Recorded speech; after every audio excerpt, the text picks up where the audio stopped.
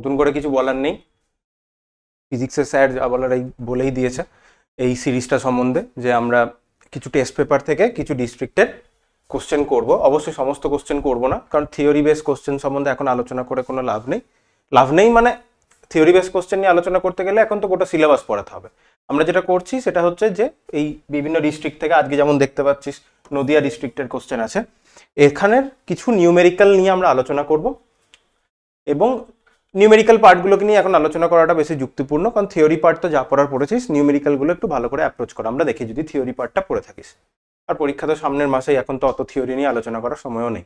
যাক, আর বাকি কথা তো সমস্ত ফিজিক্সের স্যার বলেছেনই, তো নতুন কিছু বলবো না, আর কিছু ডাইরেক্ট কোশ্চেনে চলে যাবো। আর একটা কথা বলা, একটু আজকে ক্যামেরার অ্যালাইনমেন্টে একটু প্রবলেম আছে, তাই দেখতে পাচ্ছিস এটা একটু বোর্ডটা দেখে একটু বেঁকে আছে না, তো একটু অসুবিধা হতে পারে, যদি সেটার জন্য মেজর কিছু ইস্যু নয়, তো এটা একটু ক্যামেরা অ্যালাইনমেন্টের প্রবলেম। আচ্ছা, যাই হোক, তাহলে নদিয়া ডিস্ট্রিক্টের আমরা কিছু কোশ্চেন করি। প্রথমে আমরা কিছু এমসিকিউ করি। প্রথমে এমসিকিউর মধ্যে আমার যেটা আগে থেকে, রেকর্ডটা শুরু করার আগে আমাকে যেটা আগে থেকে করে রাখলে ভালো হতো, এটা হচ্ছে পিরিয়ডিক টেবিলটা আমি যদি তোর চোখের সামনে সার্চ করে রাখতাম, তাহলে এখন কি বলতো আবার সার্চ করতে গিয়ে কিছুটা টাইম যাবে। তাহলে দেখ, এখানে গ্রুপ 3, এটা তো গ্রুপ 3, ক্যাডমিয়াম আছে, ল্যান্থানাম আছে, আর কি কি দিয়েছে এইখানে, ওয়াইবি আর এলইউ তো ছিল মনে হয়, তাই না? এদেরকে দিয়েছে, প্রত্যেকেরই 3+ আয়ন আছে। একটু পিরিয়ডিক টেবিলে দেখে নে কে কোথায় আছে। আরেকবার আমি কোশ্চেনটা দেখি। কোশ্চেনটাতে যেতে গেলে আটকাচ্ছে, তাহলে আগে ঠিক আছে, যেটা বললাম এরাই আছে। তাহলে এটা গ্রুপ 3, গ্রুপ ওয়াইজ ওপর থেকে নিচে গেলে কি হয়, অ্যাটমিক রেডিয়াসটা ইনক্রিজ করে, এই কথাটা বুঝতে পারলাম। আর এই যে বাকি সেরিয়াম থেকে, সিই থেকে শুরু করে লুটেশিয়াম অবধি যারা রয়েছে, দেখ এখানে 57।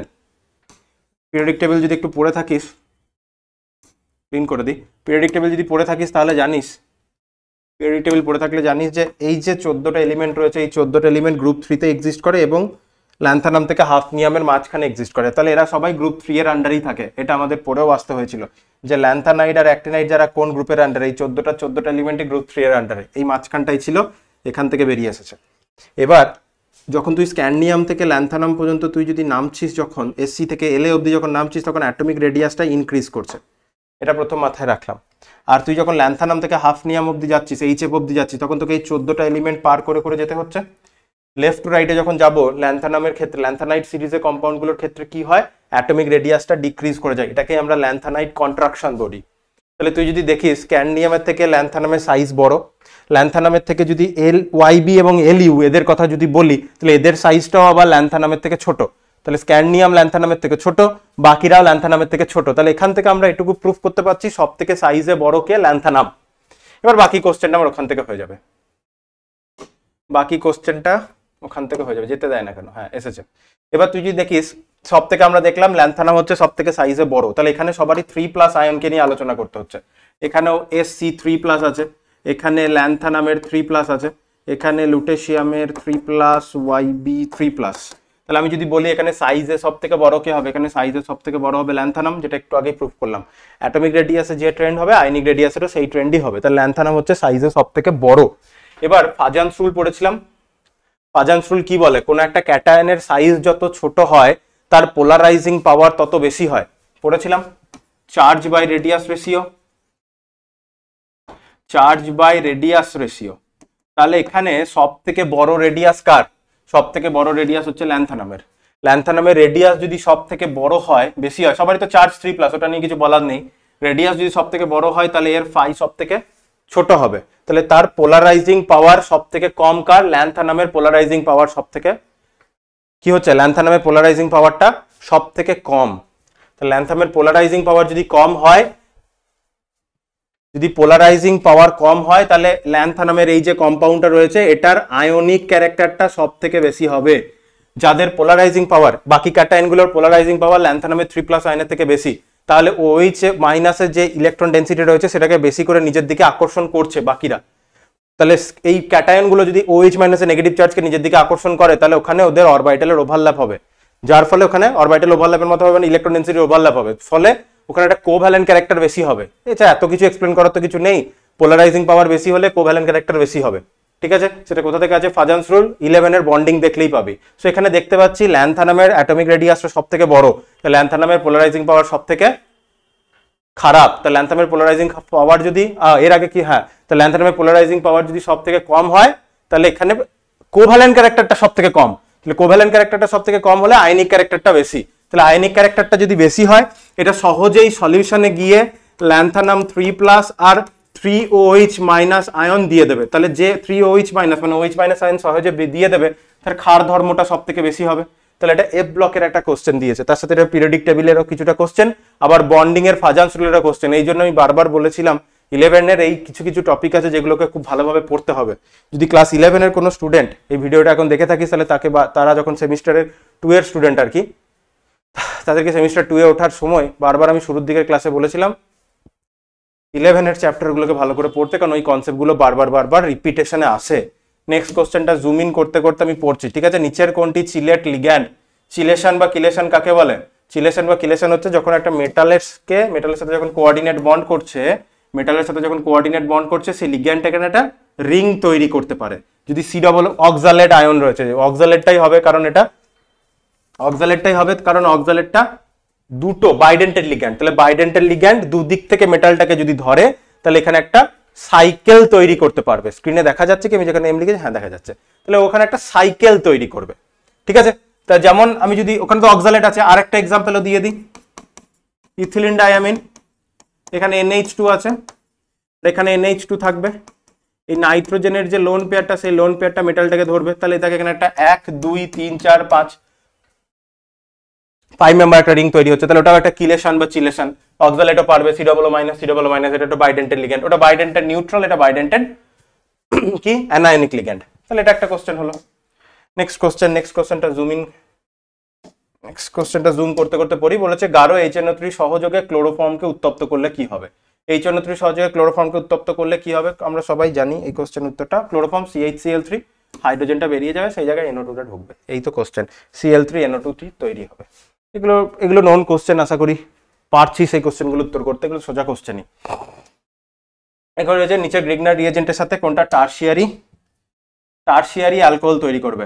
আশা করি এগুলো তো খুব কমন কোশ্চেন। গ্রিগনার রিয়েজেন্ট থেকে দিয়ে যখন অ্যালডিহাইড কিটোনের রিয়াকশন করা শেখানো হয়, সেখানে দেখানো হয় যে আমরা যদি অ্যালডিহাইডের সাথে রিয়াকশন করি তাহলে অ্যালডিহাইডের সাথে রিয়াকশন করলে সেখানে প্রাইমারি বা সেকেন্ডারি হতে পারে। ধর অ্যালডিহাইড বলতে তুই HCH এর সাথে রিয়াকশন করছিস, এটাকে ইওলোনি দ্বারা কি হয় সিচুয়েশনটা? ধর আমি কিটোনের সাথে দেখাই, আর সি ডবল বন্ড ও, এখানে একটা আর MgX দিয়ে রিয়াকশন করছিস, ঠিক আছে।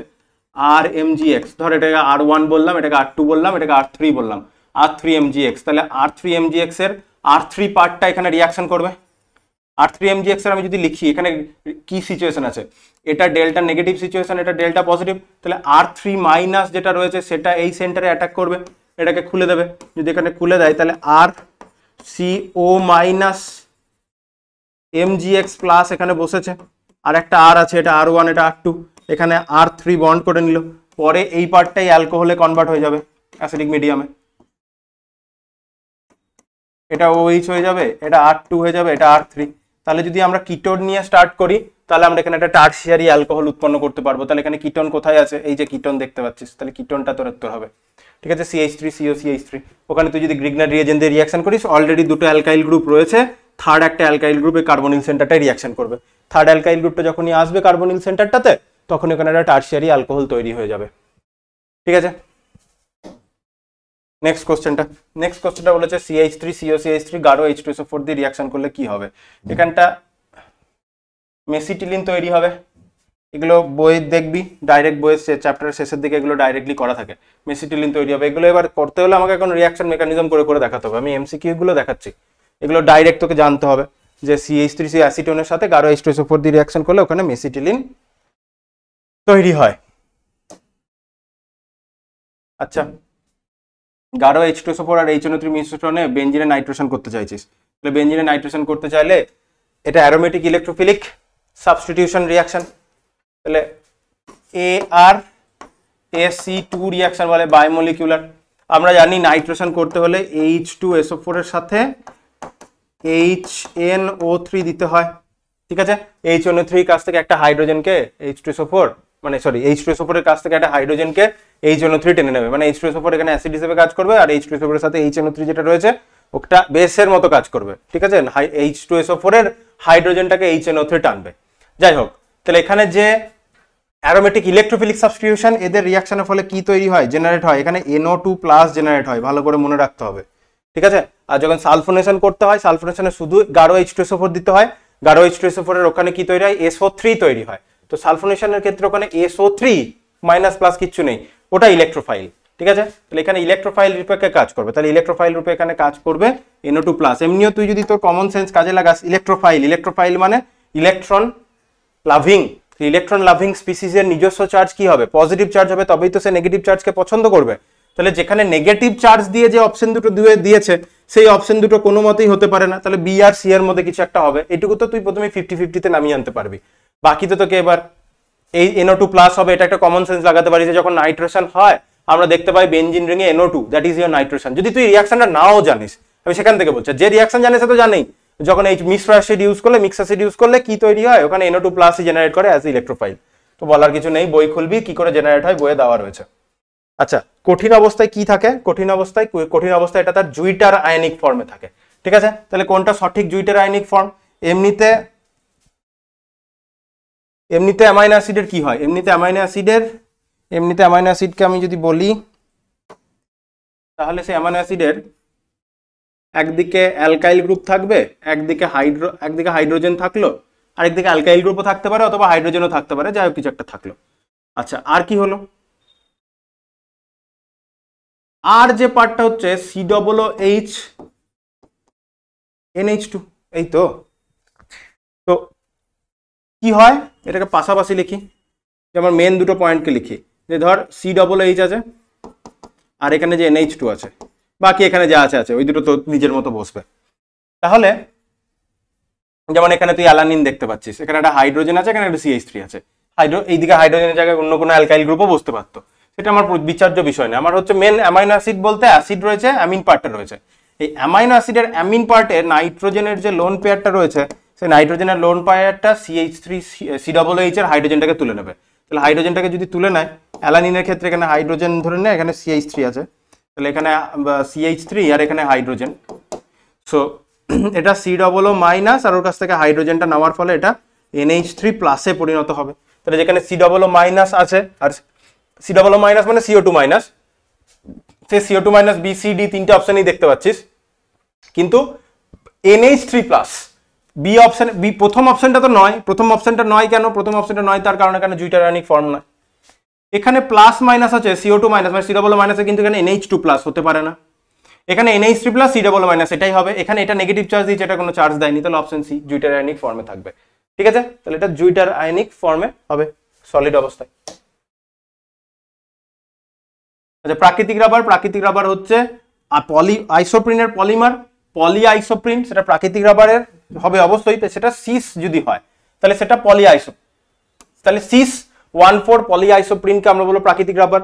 যদি এটা ট্রান্স আইসোমার নিয়ে নিই তখন সেটা গাটা পার্চা বলা হবে। পলিমার বার করবি, ওখানে যখন রাবারের পার্টটা রয়েছে ওখানে ভালো করে প্রাকৃতিক রাবার, গাটা পার্চা, বুনা এস, বুনা এন যেগুলো রয়েছে রাবারের ওই জিনিসগুলো একটু ভালো করে দেখবি, ঠিক আছে। তাহলে এরকম করে তোকে ডাইরেক্ট পলিমারের কি স্ট্রাকচার এখান থেকে এরকম কোশ্চেন করতে পারে। নেক্সট কোশ্চেন, এবার আমাদের একটু নিউমেরিক্যাল টাইপের কোশ্চেন হয়ে গেল। এই কোশ্চেনটা কি করে করতে হবে বলেছে, 0.4 মোল অফ MnO4 মাইনাসকে Mn2 প্লাসে পরিণত করতে কত তড়িতের প্রয়োজন, ঠিক আছে। আচ্ছা, প্রথমে দেখতে হবে MnO4 মাইনাস থেকে যখন Mn2 প্লাসে কনভার্ট হচ্ছে তখন কতটা ইলেকট্রন লাগছে, মানে পার মোলে কতটা ইলেকট্রন লাগছে, সেটা আমরা যদি আগে ক্যালকুলেট করি। MnO4 মাইনাস থেকে Mn2 প্লাসে যাচ্ছে, এটা রেডক্স যারা ভালো করে পড়েছিস তারা খুব ভালো করে জানিস। তাহলে এখানে MnO4 মাইনাসে Mn এর চার্জটা বার করতে হবে। আশা করি অক্সিডেশন নাম্বার বার করতে পারিস, না বার করতে পারলে ধরলাম Mn এর x, 4টে অক্সিজেন আছে, -2, ওভারঅল চার্জ কত আছে MnO4 মাইনাস, তাহলে -1। তাহলে এখান থেকে কি হবে, তাহলে দেখ x 4 2 -8, ওদিকে গেলে +8, অলরেডি -1 আছে, তাহলে এটা +7। তাহলে ম্যাঙ্গানিজ এখানে আছে +7, তাহলে +7 থেকে +2 তে কনভার্ট হচ্ছে, +7 থেকে +2 তে কনভার্ট হচ্ছে, মানে কতগুলো ইলেকট্রন সে গেইন করছে পার মোলে সে 5 মোল ইলেকট্রন গেইন করছে। পজিটিভ 7, 5টা নেগেটিভ চার্জ দিয়ে দিলি, তাহলে দুটো x পজিটিভ চার্জ থাকবে, তাহলে 5 মোল ইলেকট্রন গেইন করছে, ঠিক। তাহলে আগে কত মোল ইলেকট্রন লাগবে তাহলে সেটা বলি। তাহলে 1 মোল MnO4 মাইনাস ইলেকট্রন গেইন করে 5 মোল, তাহলে 0.4 মোল কতটা গেইন করবে, 0.4 মোল গেইন করবে, 5 ইন্টু 0.4 এত মোল ইলেকট্রন, তাহলে এটা 5 মোল ইলেকট্রন, এত মোল ইলেকট্রন। তাহলে কত মোল ইলেকট্রন হলো? 5 4 20 পয়েন্ট আছে, তাহলে 2 মোল ইলেকট্রন গেইন করবে। ভালো কথা। এবার কতটা ইলেকট্রিসিটি লাগবে যদি এটা কুলম্বে উত্তর করতে বলে? আমরা জানি 1 মোল মানে 6.022 ইন্টু 10 টু দি পাওয়ার 23। তাহলে আমি যদি বলি 1 মোল ইলেকট্রন, 1 মোল ইলেকট্রন মানে, তাহলে এখানেই লিখে দিচ্ছি 1 মোল ইলেকট্রন মানে 1 মোল ইলেকট্রন মানে এতগুলো ইলেকট্রন। একটা ইলেকট্রনের চার্জ কত? -1.6 into 10 to the power -19 coulomb. আমি যদি মড ভ্যালুটা নিই, তাহলে আমি মড ভ্যালু নিচ্ছি মানে সংখ্যাগত মান নিলে এত। তাহলে একটা ইলেকট্রনে যদি এত চার্জ হয়, 1 মোল ইলেকট্রনে কত চার্জ হবে? এই যে অ্যাভোগাড্রো নাম্বারের সাথে ইলেকট্রনের চার্জটাকে যদি মাল্টিপ্লাই করে দেওয়া হয়, এটার ভ্যালুটা অলমোস্ট ইকুয়াল টু 96,500 কুলম্ব হয়। এই 96,500 কুলম্ব চার্জকেই আমরা বলি 1 ফ্যারাডে। তাহলে 1 মোল ইলেকট্রনের যে অ্যামাউন্ট অফ চার্জ থাকে কুলম্বে হলে 96,500, সেটাকে আমরা বলি 1 ফ্যারাডে। তাহলে এটাকে যদি কত তড়িতের প্রয়োজন যদি কুলম্বে বলে 2 ইন্টু 96,500 কুলম্ব, আর ফ্যারাডেতে বললে এটা হবে 2 ফ্যারাডে ইলেকট্রিসিটি। ঠিক আছে, এতটা তড়িৎ লাগবে। তাহলে এটা তো সিম্পল। এটা এই কোশ্চেনটা তুই কোথা থেকে করতে পারবো? এই কোশ্চেনটা কিছুটা ফ্যারাডেজ ল এর কোশ্চেন বলা যেতে পারে, কিছুটা রেডক্সের কনসেপ্ট লাগলো, কিছুটা আবার মোল কনসেপ্টও লাগলো। তো সমস্ত জিনিসই বিভিন্ন চ্যাপ্টারে পড়েছিস, বেসিক্যালি তুই ইলেকট্রোকেমিস্ট্রি পার্টের কোশ্চেন ধরে চলতে পারিস। আচ্ছা, নেক্সট বিক্রিয়া কোশ্চেন্ট, কিন্তু একটা সেল রিয়াকশন বলে দিয়েছে। তাহলে বিক্রিয়া কোশ্চেন্ট বার করার ব্যাপারটা হচ্ছে, এটা হচ্ছে কেমিক্যাল ইকুইলিব্রিয়ামের পার্ট, যেটা ইকুইলিব্রিয়াম চ্যাপ্টারে ক্লাস 11-এ পড়েছিস। আর এই সেল রিয়াকশনটা যেটা দিয়েছে, এটা তো ইলেকট্রোকেমিস্ট্রি পার্ট। ইলেকট্রোকেমিস্ট্রিতে আমরা সেল রিয়াকশন লিখতে শিখি। এই সেল রিয়াকশন থেকে আমাদের ওভারঅল রিয়াকশন লিখতে পারতে হবে। এই লেফট সাইডে যে রিয়াকশনটা লেখা থাকে, সেই রিয়াকশনটা লেখা থাকে অ্যানোডে যে রিয়াকশনটা হয় মানে অক্সিডেশন, আর রাইট সাইডে যে রিয়াকশনটা লেখা থাকে সেই রিয়াকশনটা বোঝায় ক্যাথোডে যে রিয়াকশনটা হচ্ছে মানে রিডাকশন। আর মাঝখানে এই যে ডবল দাগ, এটা কি বোঝায়? এটা সল্ট ব্রিজটাকে বোঝায়। আমি শুধু সল্ট লিখলাম, কি বোঝায়? সল্ট ব্রিজটাকে বোঝায়। তাহলে প্রথমে অক্সিডেশন রিয়াকশন, সেল রিয়াকশন লিখতে হবে তো। তাহলে অক্সিডেশন রিয়াকশন, তাহলে জিঙ্ক দুটো ইলেকট্রন ছেড়ে দিয়ে জিঙ্ক 2+ কনভার্ট হয়েছে, আর এজি সেই ইলেকট্রন দুটো গেইন করেছে দিয়ে এজি তে কনভার্ট হয়েছে। এবার ব্যাপারটা হচ্ছে এজি, জিঙ্ক পার মোলে 2 মোল ইলেকট্রন ছাড়ে, এজি পার মোলে 1 মোল ইলেকট্রন গেইন করে। তাহলে এটাকে সমান করতে হবে। বারবার বলেছিলাম রেডক্স সিস্টেমে ইলেকট্রন আনব্যালেন্স থাকতে পারে না। তাহলে এটাকে 2 দিয়ে মাল্টিপ্লাই করতে হবে। 2 দিয়ে মাল্টিপ্লাই করলে এখানে জিঙ্ক বেরিয়ে আসবে প্লাস 2 এজি প্লাস এই 2 ইন্টু 2 ইলেকট্রন, আর দুটো ইলেকট্রন কেটে গেল, এরা দুজন কেটে গেল। এই সাইডে কি আসবে? এই সাইডে জিঙ্ক 2+ প্লাস 2 এজি। তাহলে এটা আমি পেলাম ব্যালেন্স রিয়াকশন। রিয়াকশন কোসেন্ট মানে কি? রিয়াকশন কোসেন্ট মানে হচ্ছে বিক্রিয়ার যে কোনো মোমেন্টে মানে যে কোনো মোমেন্টে প্রোডাক্ট এবং সাবস্ট্রেটের যে কনসেন্ট্রেশন, সেখানে প্রোডাক্টের কনসেন্ট্রেশন তাদের কোএফিসিয়েন্ট পাওয়ারে উঠবে মানে ভর ক্রিয়া, ল অফ মাস অ্যাকশন, ওটা ইউজ করব ডিভাইডেড বাই প্রোডাক্ট সাবস্ট্রেটের কনসেন্ট্রেশন। মানে ইকুইলিব্রিয়াম কনস্ট্যান্ট আমরা যেভাবে ক্যালকুলেট করেছি এক্স্যাক্টলি সেভাবে ক্যালকুলেট হবে, শুধু ইকুইলিব্রিয়ামে যে কনসেন্ট্রেশনটা বসে, কেসিতে যে কনসেন্ট্রেশনটা বসে সেটা তাদের ইকুইলিব্রিয়ামে বসে। কোসেন্ট মানে হচ্ছে র্যান্ডম, যে কোনো মোমেন্টে।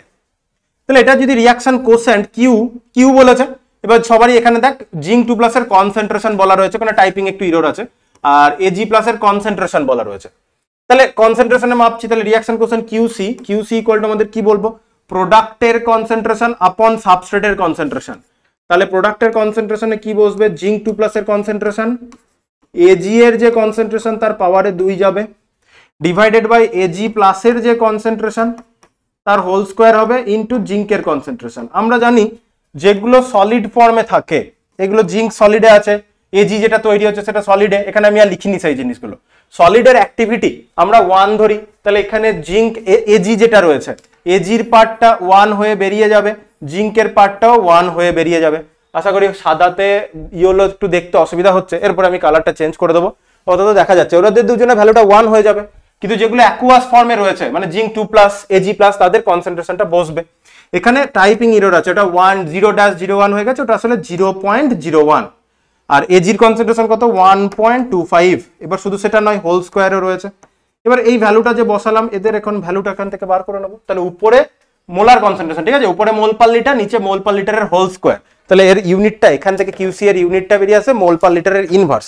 আমি যদি ভ্যালুটা বসাই কত? 0.01, রাইট? 0.01 ডিভাইডেড বাই 1.25 তার হোল স্কোয়ার। তাহলে এখানে আসে 6.4 ইন্টু 10⁻³ ঠিক আছে। পেন কোথায়? এই যে 6 আমি লিখে দিই হোল স্কোয়ার 6.4 ইন্টু 10⁻³ ইউনিট কি হবে? উপরে মোল পার লিটার, নিচে মোল পার লিটারের হোল স্কোয়ার, মোল পার লিটারের হোল স্কোয়ার। তাহলে একটা দিয়ে একটা, এটা দিয়ে এই হোল স্কোয়ার কেটে গেল, তাহলে মোল পার লিটার পড়ে থাকলো, তাহলে ইউনিট দাঁড়ালো মোল ইনভার্স লিটার, উল্টে যাবে ঠিক আছে, মোল ইনভার্স লিটার হয়ে উপরে ইউনিটটা দাঁড়ালো। তাহলে 6.4 ইন্টু 10⁻³ এটা রিঅ্যাকশন কোশ্চেন দাঁড়ালো। তাহলে এটা কেমিক্যাল ইকুইলিব্রিয়ামের কোশ্চেন, কিন্তু আসলে এটা ইলেকট্রোকেমিস্ট্রি থেকে এসেছে, কিন্তু সেখানে তোকে ইকুইলিব্রিয়াম কনস্ট্যান্টের ব্যাপারটাও জানতে হবে, কারণ নার্মস ইকুয়েশন যখন ইউজ করছিস তখন ওই যে 0.059/n ওই যে লগ বসাচ্ছিস, লগে যে টার্মটা বসাচ্ছিস ওই টার্মটা তো আসলে ইকুইলিব্রিয়াম কনস্ট্যান্ট কেসি বসাচ্ছিস, তাই না? এই হচ্ছে ব্যাপার।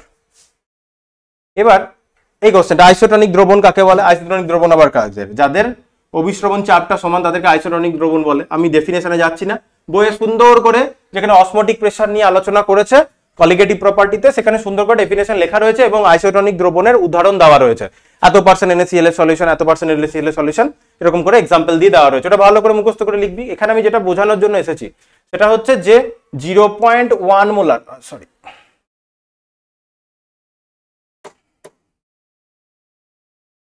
0.1 মোলার NaCl এর সলিউশন আর 0.1 মোলার গ্লুকোজের দ্রবণ কি আইসোটনিক হবে? ইভেন দো দুজনেরই কনসেন্ট্রেশনটা একই হবে কি, প্রসঙ্গটা সেটা।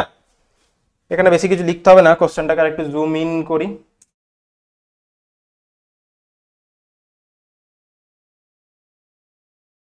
হ্যাঁ, তাহলে এই দুটো সলিউশন কি আইসোটনিক হবে? এই দুটো সলিউশন কি আইসোটনিক সলিউশন হবে সেটা জানতে চেয়েছে। এবার এই চ্যাপ্টারটা কিসের চ্যাপ্টারের কোশ্চেন? অবিশ্রবণ চাপ। এই যে আইসোটনিকের কথা আসছে, অবিশ্রবণ চাপের কথা আসছে, তো এই প্রসঙ্গগুলো কোন চ্যাপ্টারের কোশ্চেন? এটা সলিউশনের কলিগেটিভ প্রপার্টির প্রশ্ন, মানে সংখ্যাগত ধর্ম। তাহলে সলিউশনে কতগুলো পার্টিকেল রয়েছে সেই পার্টিকেলের উপরে অসমোটিক প্রেসার নির্ভর করে, ঠিক আছে। এবার NaCl তো সলিউশনে গেলে Na++Cl- দেবে, মানে এখানে যত মোলার দিয়েছি তার ডবল 2 × 0.1, যদি প্রতি লিটারে 0.1 মোল NaCl দেওয়া হয় তাহলে সেখানে তো 2 × 0.1 মোল আয়ন তো চলে আসবে, কারণ তুই যদি 1 মোল NaCl দিস, 1 মোল NaCl থেকে 2 মোল আয়ন তৈরি হবে, একটা NaCl থেকে যেহেতু দুটো আয়ন, তাহলে 1 মোল থেকে 2 মোল 0.01 মোলার, তাহলে 0.01 মোলার মানে প্রতি লিটার সলিউশন যদি নিই 1 লিটারে 0.1 মোল রয়েছে, তাহলে ওই 1 লিটারে 2 × 0.1 মোল আয়ন দিয়ে বসে থাকবে। কিন্তু গ্লুকোজ তো তড়িৎ অবিশ্লেষ্য পদার্থ, এর 1 মোল 0.1 মোলার গ্লুকোজ মানে 0.1 আছে, 0.1 মোল গ্লুকোজকে তুই যদি 1 লিটার জলে ডিসলভ করে দিস, সেখান থেকে 0.1 মোলই গ্লুকোজ পার্টিকেল থাকবে, সেটা তো আর ডিসোসিয়েট হবে না, ঠিক আছে।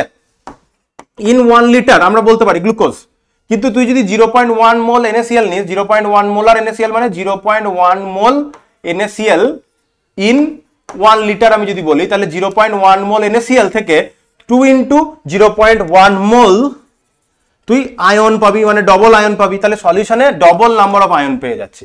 এই কারণে NaCl এবং গ্লুকোজের সলিউশনের আইসোটনিক হতে পারবে না। যদি NaCl এর সলিউশনটা 0.05 না হতো, NaCl এর কনসেন্ট্রেশনটা যদি 0.05 মোলার না হতো NaCl, তাহলে এখান থেকে ডবল আয়ন আসতো, তাহলে আয়ন কতগুলো হতো? 2 × 0.05 মানে 0.1 মোল অফ আয়ন দিত। তাহলে যদি NaCl এর কনসেন্ট্রেশনটা 0.05 মোলার হতো তখন আইসোটনিক হতো, এটা ক্ষেত্রে কিন্তু হবে না, কারণ NaCl এর ক্ষেত্রে আয়নটা বেশি হয়ে যাচ্ছে, সলিউশনের নাম্বার অফ আয়নসটা বেশি হয়ে গেল। আচ্ছা, নেক্সট কোশ্চেনে যদি যাই, নেক্সট কোশ্চেন। আচ্ছা হ্যাঁ, তো একটা কথা বলি যে কলিগেটিভ প্রপার্টিজ এর নিউমেরিক্যাল গুলো কিন্তু ভালো করে করে যাবি। হ্যাঁ, কলিগেটিভ প্রপার্টিজ এর নিউমেরিক্যাল থেকে কোশ্চেন কিন্তু ভালো রকম পরীক্ষাতে আসবে, টেক্সট এমনি কোশ্চেন আসবে, বড় কোশ্চেনও পাবি, নিউমেরিক্যালও পাবি, ভালো রকম একটা পার্ট পাবি কলিগেটিভ প্রপার্টি থেকে। নিউমেরিক্যালটা ভালো করে করবি, আর এই বছরে ভ্যান্টো ফ্যাক্টরটা ভালো করে করবি। এই নদিয়ার পেপারটাতে ভ্যান্টো ফ্যাক্টরটাকে থেকে বেশ কিছু কোশ্চেন এসেছে, যেমন এই কোশ্চেনটা, এই যে ডিসোসিয়েশন বলে দিয়েছে না, 0.5 মোলার জলীয় দ্রবণে 80% KCl এর বিয়োজন ঘটছে। 80% মানে KCl এর পার্সেন্টেজ আলফাটা বলে দিয়েছে, তাহলে আলফা হচ্ছে 80/100, পার্সেন্টেজ আলফা যদি বলে দেয় 27 ডিগ্রি টেম্পারেচারে, ডিগ্রি সেলসিয়াসে এটার অবিশ্রবণ চাপ জানতে চেয়েছে। অবিশ্রবণ চাপ ফর্মুলা তো পাই ইকুয়াল টু CRT। এবার যখনই ডিসোসিয়েশন হচ্ছে তখন পাই ইকুয়াল টু ICRT, একটা ভ্যান্টো ফ্যাক্টর আসবে, তাহলে এক্ষেত্রে ভ্যান্টো ফ্যাক্টরটাকে কাজে লাগাতে হবে। তাহলে ভ্যান্টা ফ্যাক্টরে যখন ডিসোসিয়েশন হয় তখন আলফা ইকুয়াল টু ফর্মুলাটা কি হয়, i minus one divided by n minus one. n হচ্ছে নাম্বার অফ আয়ন, এখানে কতগুলো আয়ন দেবে, কেসিএল, কেসিএল সলিউশনে ডিসোসিয়েট হলে কে প্লাস আর সিএল মাইনাস দুটো আয়ন দিচ্ছে, তাহলে n এর ভ্যালু 2। আলফা বলেছে 80%, 80% মানে 80/100, পার্সেন্টেজের আলফা যদি 80 হয় তাহলে আলফা মানে 100তে 80 হলে 1 এ 0.8, i minus one divided by 2 minus one. ঠিক আছে, তাহলে এখান থেকে i এর ভ্যালু বার করবো, এটা 2 মাইনাস 1 তো 1, এটা 0.8, তাহলে i minus one equal to 0.8, বা এখান থেকে i এর ভ্যালু আমরা পেয়ে গেলাম 1 প্লাস 0.8 মানে 1.8, তাহলে i এর ভ্যালু পেয়ে গেলাম 1.8। ফর্মুলা আমার কি, ফর্মুলা হচ্ছে পাই ইকুয়াল টু CRT। এবার i CRT, i কত, অসমোটিক প্রেসার তো, ঠিক আছে, অসমোটিক প্রেসার মানে এটিএম প্রেসারের ফর্মুলায় আসবে। i হচ্ছে 1.8, ইনিশিয়াল কনসেন্ট্রেশন হচ্ছে 0.5 মোল পার লিটার। এবার আর এরটাকে কিসে বসাবো, আর এরটাকে এখানে তুই জুল পার মোল পার কেলভিনে বসিয়ে দিতে পারিস না, কারণ প্রেসার লাগবে। তাহলে আমি এখানে আর এর ভ্যালুটা বসাবো লিটার অ্যাটমসফিয়ারে, লিটার অ্যাটমসফিয়ারে 0.0821, আর টেম্পারেচারটা কত আছে 27 ডিগ্রি সেলসিয়াস। 27 ডিগ্রি সেলসিয়াস মানে 27 প্লাস 273, 273 আর 7, 280 আর 20, তাহলে 300 হচ্ছে, তাই না? ভুল করলে আমি এখনই বলতে চাইছিলাম, ভুল করলে বলিস, কি করে বলবি, তোরা তো লেকচার রেকর্ডেড ভিডিও দেখবি, তাই না, সামনে থাকলে হতো। আচ্ছা, আবার এটাকে মাল্টিপ্লাই করে নিতে হবে, কত আসছে দেখি, ক্যালকুলেটরে বসাই, কত 1.8 ইন্টু 0.5 না 0.5, ডেস্কটপের স্ক্রিনে দেখে নি, সব দেখা যাচ্ছে নাকি? হ্যাঁ, দেখা তো যাচ্ছে মোটামুটি। আজকে একটু রেকর্ড ভিডিওর কোয়ালিটিতে একটু প্রবলেম হতে পারে, বুঝতে পারছি না। 0.082 বসালেও হবে, 0.082 ইন্টু 300 আচ্ছা 22.14 মতো, ঠিক আছে। আর 0.081 যদি করি তাহলে আরেকটু অ্যাকিউরেট ডেটা যদি পাই, তাহলে 0.081 করলাম, হ্যাঁ 22.167 এত এটিএম প্রেসার আমরা এখান থেকে পাবো, ঠিক আছে। আশা করি বুঝতে পেরেছি। ভ্যান্টা ফ্যাক্টরটা এবছর একটু ভালো করে দেখবি, কারণ এই নদিয়ার কোশ্চেন আমি দেখতে পেলাম ভ্যান্টা ফ্যাক্টর এখানে ইউজ করে একটা কোশ্চেন দিয়েছে, প্লাস এর পরে একটা কোশ্চেন আসছে, আচ্ছা হাইব্রিডাইজেশনের কোশ্চেন আসছে, এটা করবো। তার আগে ভ্যান্টাপের আরেকটা কোশ্চেন আছে, এই যে দুটো কোশ্চেন পেরিয়ে গেলাম। হ্যাঁ, আমরা কত নম্বর পেজে ছিলাম? আমরা ছিলাম 15 নম্বর পেজে, সেখান থেকে 14 নম্বর পেজে ছিলাম, 15, 16 পেরিয়ে 17 নম্বর পেজে যদি আসি, 17 নম্বর পেজে ভ্যান্টা ফ্যাক্টরেরই একটা কোশ্চেন আছে, তাই সেটা আগে করিয়ে নি, বলে নি আর কি। দ্বারা দেখতে পাচ্ছিস Al2SO4 হোল থ্রাইস এর বিয়োজন মাত্রা আলফা হলে এটা প্রমাণ করতে দিয়েছে। ছোট্ট একটা কোশ্চেন, খুবই সোজা কোশ্চেন, ভালো করে করতে পারলে 30 সেকেন্ডও করতে সময় লাগবে না। প্রথমে তোকে কি করতে হবে? প্রথমে তোকে Al2SO4 হোল থ্রাইস করতে হবে। বারবার বলেছিলাম, যদি আমার AXBY টাইপের সল্ট হয়, Y এর পাওয়ারটা এখানে যাবে, X এর পাওয়ারটা এখানে যাবে। প্রথমে যেটা লেখা থাকে সেটা ক্যাটায়ন, তাহলে তার মাথাতে ওটা পজিটিভ হবে, তাহলে এই 3টা অ্যালুমিনিয়ামের মাথায় চাপবে, 2টা SO4 টোটালটার মাথাতে চাপবে, ঠিক আছে। দেখতে পাচ্ছিস আমি তীর চিহ্নটা দিয়ে লিখেছি, এবার আমি আন্ডু করে দেবো বিষয়টা, না কনজেস্টেড হবে। এটা ভেঙে গেলে কি বললাম, অ্যালুমিনিয়ামের মাথাতে এই 3টা বসবে। এবার অ্যালুমিনিয়াম মেটাল, লেফট সাইডে যেটা থাকে সেটা ক্যাটায়ন, তাহলে অ্যালুমিনিয়াম 3+, কতগুলো অ্যালুমিনিয়াম আছে? 2টো। SO4 কতগুলো আছে? 3টে SO4 রয়েছে।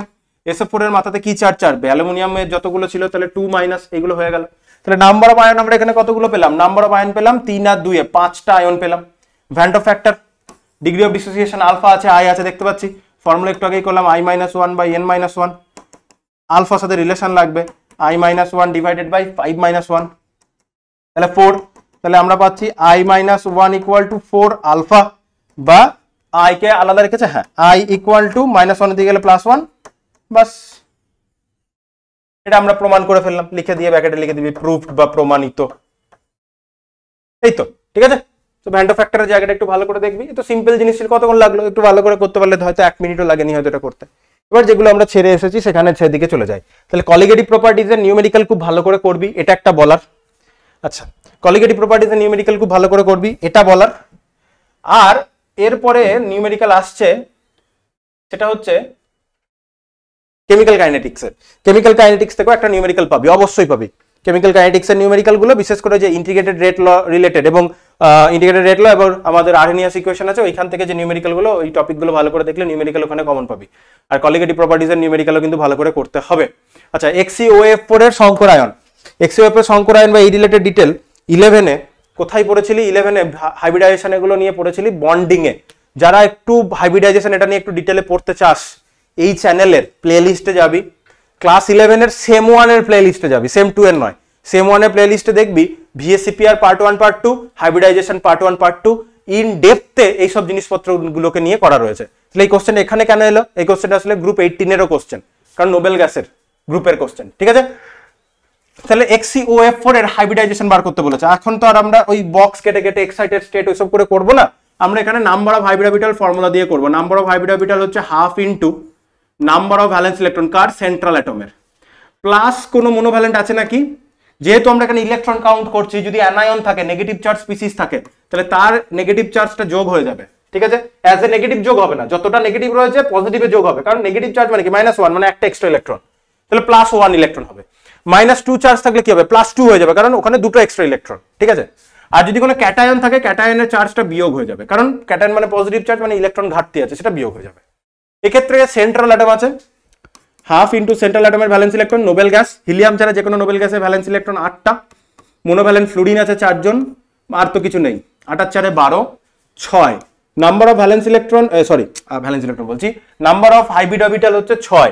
হাইব্রিড অরবিটাল 6 মানে হাতের করে গুণি, sp3 4টে, দুটো d, তাহলে sp3d2 হাইব্রিডাইজেশন পেলাম, sp3d2 কতগুলো অ্যাটমিক অরবিটাল ইউজ হয়েছে? s1 একটা, 3টে p, 4টে, দুটো d, 6টা অ্যাটমিক অরবিটাল ইউজ হয়েছে, মানে 6টা হাইব্রিড অরবিটাল, যদি s1 এরকম কেউ লেখে না। আচ্ছা, তাহলে সংকরায়ন উল্লেখ করে দিলাম, হয়ে গেল। সংকরায়নই উল্লেখ করতে বলেছে। এবার যদি জানতে চায় এটার সংকরায়ন হলো, যদি বলে এটার শেপ লেখো, যদি শেপ জানতে চাই তখন কি হবে? তাহলে তখন লোন পেয়ার যদি জানতে চাই, লোন পেয়ার জানতে চাইলে কি হবে? লোন পেয়ার হচ্ছে number of hybrid orbital minus monovalent minus divalent. Number of hybrid orbital হচ্ছে 6টা, মোনোভ্যালেন্ট কটা আছে? 4টে মোনোভ্যালেন্ট আছে, ডাইভ্যালেন্ট কটা আছে? একটা, অক্সিজেন, ঠিক আছে? ডাইভ্যালেন্ট বা বাইভ্যালেন্ট একটা, তাহলে লোন পেয়ার কটা আছে? একটা। sp3d2 হলে sp3d2 এর জিওমেট্রি হচ্ছে অক্টাহেড্রাল, অক্টাহেড্রাল জিওমেট্রিতে একটা লোন পেয়ার, তাহলে অক্টাহেড্রাল জিওমেট্রিতে একটা লোন পেয়ার হলে এই পার্টিকুলার মলিকিউলের শেপটা হয়ে যায় স্কোয়ার পিরামিডাল, ঠিক আছে? আমি ওই যে অক্টাহেড্রাল লিখেছি ওটা sp3d2 এর প্যারেন্ট জিওমেট্রি, sp3d2 হলে যে জিওমেট্রিটা সেটা হচ্ছে অক্টাহেড্রাল। অক্টাহেড্রালে একটা লোন পেয়ার, 6টা হাইব্রিড অরবিটালের মধ্যে 6টাই বন্ড নয়, একটা লোন পেয়ার আছে, সেটা স্কোয়ার পিরামিডাল। তাহলে এটা শেপটা কেমন হবে? শেপটা আমি সাইডে লিখছি, একটু দেখ। জেনন স্কোয়ার প্ল্যানার যে বেসটা, সেখানে আমার 4টে ফ্লোরিন, এটা স্কোয়ার হলো না, একটু আয়তকার হয়ে গেল, সেটা আর ঠিক আছে, স্কোয়ারের মতো করেই ড্র করি, আগে স্কোয়ারটাকেই ড্র করে নিই, তাহলে এই ঝামেলা মিটে যাবে। তাহলে মোটামুটি এটা স্কোয়ার, এই জেনন 4টে কর্নারে 4টে ফ্লোরিন বসবে, ডবল বন্ডেড অক্সিজেন, আর এই নিচে লোন পেয়ার, ঠিক আছে? তাহলে আমার হাতের তালু যদি দেখিস, হাতের তালুতে 4টে ফ্লোরিন 4টে কর্নারে বসে রয়েছে, ডবল বন্ডেড অক্সিজেনটা এইভাবে উপরের দিকে, আর লোন পেয়ারটা এইভাবে নিচের দিকে, যেটা আমার হাতটা এটা লোন পেয়ারের অরবিটালটা দেখাতে চাইছি, আর হাতের তালুতে জেননটা রয়েছে, ঠিক আছে? তাহলে স্কোয়ার পিরামিডালও বলতে পারে। যদি শেপ, যদি জিওমেট্রি জানতে চায়, ঠিক আছে? কি জানতে চাও? হোয়াইটই আছে না? যদি জিওমেট্রি জানতে চায়, যদি জিওমেট্রি জানতে চাইলে অক্টাহেড্রাল, কিন্তু শেপ জানতে চাইলে স্কোয়ার পিরামিডাল, কারণ শেপে লোন পেয়ার ইনক্লুড থাকে না। আচ্ছা, এটা HCOF4 এর ব্যাপারটা চলে গেল, হয়ে গেল। এবার আমাদের আসছে আচ্ছা সলিড স্টেটের কোশ্চেন। সলিড স্টেট, এরা যদি এখন 11 এর কোনো স্টুডেন্ট দেখে থাকিস, তাদের এইটা তোদের সেম 1-এ ছিল, কারণ 12 এর প্রথম ফিজিক্যালের চ্যাপ্টার সলিড স্টেট ছিল এতদিন। তোদের সেমিস্টার শুরু হওয়াতে সিবিএসসি স্টুডেন্ট কি হচ্ছে, সিবিএসসি দের এই চ্যাপ্টারটা তুলেই দিয়েছে, কিন্তু ওয়েস্ট বেঙ্গল বোর্ডে কি করেছে? স্টেটস অফ ম্যাটার যেটা ছিল, স্টেটস অফ ম্যাটারের গ্যাসিয়াস স্টেট আর লিকুইড স্টেটটা ছিল 11-এ, সেখান থেকে লিকুইড স্টেটটা তুলে দিয়েছে, দিয়ে সলিড স্টেটটা এখন ইনক্লুড করে দিয়েছে, মানে সেমিস্টার 1 এটা তোরা অলরেডি পড়ে ফেলেছিস। আচ্ছা, এখানে কোশ্চেনটা কি দিয়েছে? এক্স মৌলে পারমাণবিক ভর দিয়েছে, ঘনত্ব বলে দিয়েছে, একক কোষের দৈর্ঘ্য বলে দিয়েছে। যখনই ঘনত্ব দিয়েছে, একক কোষের প্রকার, ব্যাসার্ধ জানতে দিয়েছে, তাহলে অটোমেটিক্যালি কোন ফর্মুলার কোশ্চেন? যে রো মানে ডেনসিটি বা D equal to Z M by N A cube এর ফর্মুলা। জেড হচ্ছে ওই ইউনিট সেলটাতে কতগুলো অ্যাটম থাকে, সেটা হচ্ছে জেড, নাম্বার অফ অ্যাটমস আর কি, ওই 8টা কর্নারে 8টা, 1/8 × 8 করে যেভাবে করতাম ওইটা। এম বোঝাচ্ছে মলিকুলার মাস, বলা আছে গ্রাম পার মোল 60 প্রতি মোলের ওয়েট। ডেনসিটি বলা আছে গ্রাম পার সিসি, সিসি মানে হচ্ছে সেন্টিমিটার কিউব। একক কোষের কিনারার দৈর্ঘ্য বলেছে 400 পিকোমিটার। তাহলে জেড এর ভ্যালু দেখ, তুই এম জানিস, এন, এই এনটা হচ্ছে অ্যাভোগাড্রোস নাম্বার, ডেনসিটি জানিস, এ জানিস। এখান থেকে আমি যদি জেডটাকে সেপারেট করে নিই, তাহলে Z number of atom unit সেলে কি, তাহলে ইউনিট সেলে কতগুলো অ্যাটম আছে সেটা তুই যদি জানিস, তাহলে সেখান থেকে ওটা কি টাইপের ইউনিট সেল সেটা তুই ধারণা লাগিয়ে নিতে পারবি। তাহলে জেড ইকুয়াল টু কি আসছে, rho into Avogadro's number into edge লেন্থের cube divided by molecular mass, এটাই আসছে। তাহলে রো বসাই, রো হচ্ছে ইউনিটগুলোকে বসে যাবো, 6.23 বসলো। এনে বসবে Avogadro's number 6.022 into 10 to the power 23, 023ও বসাতে পারিস। এবার এখানে ব্যাপারটা হচ্ছে ইউনিট সেলের এজ লেন্থ, হ্যাঁ এজ লেন্থের ক্যালকুলেশনটা দেখ। এজ লেন্থ দেওয়া রয়েছে 400 পিকোমিটার। 400 পিকোমিটার মানে হচ্ছে 400 into 10 to the power -10 centimetre. মিটারে নিলাম না, সেন্টিমিটারেই নিলাম। কেন? কারণ আমার এই ডেনসিটিটা যেটা বসানো হয়েছে, ডেনসিটিটা বসেছে গ্রাম ইন্টু পার সিসি মানে সেন্টিমিটার কিউব। তাহলে 10 to the power -10 to the পাওয়ার বলছি, সেন্টিমিটার টু দি পাওয়ার -3, কারণ পার সেন্টিমিটার কিউব ছিল। এই সেন্টিমিটার কিউব আর সেন্টিমিটার কিউবকে কাটতে হবে। তাহলে আমি কি করে কাটতে পারবো, এখানে এ কিউব রয়েছে, তাহলে এ কিউব মানে 400 যদি লিখি, এটাকে আমি লিখতে পারি 4 into 10 to the power -8 centimetre লিখতে পারি, 400 শূন্য দুটোকে নিয়ে। তাহলে 4 ইন্টু 10 টু দি পাওয়ার -8 এর আমি যদি কিউব লিখি, তাহলে এখানেও সেন্টিমিটারটা কিউব হয়েছে। এই সেন্টিমিটার কিউব আর সেন্টিমিটার টু দি পাওয়ার -3টা বাদ চলে যাবে। যদি মিটারে নিস ইউনিট মিসম্যাচ হবে এবং ভ্যালু ভুল হয়ে যাবে। তো এই জায়গাটা একটু সাবধানে, যে এই ইউনিট সেলের এজ লেন্থটাকে সেন্টিমিটারে যাবে না, মিটারে যাবে না, কিসে যাবে, কারণ ডেনসিটিতে ওটা সেন্টিমিটার কিউব আছে, ওই সেন্টিমিটার কিউবটা কেটে যাবে, মানে সব ইউনিটই কেটে যাবে, কারণ জেড তো একটা নাম্বার বেরিয়ে আসবে, তাই না?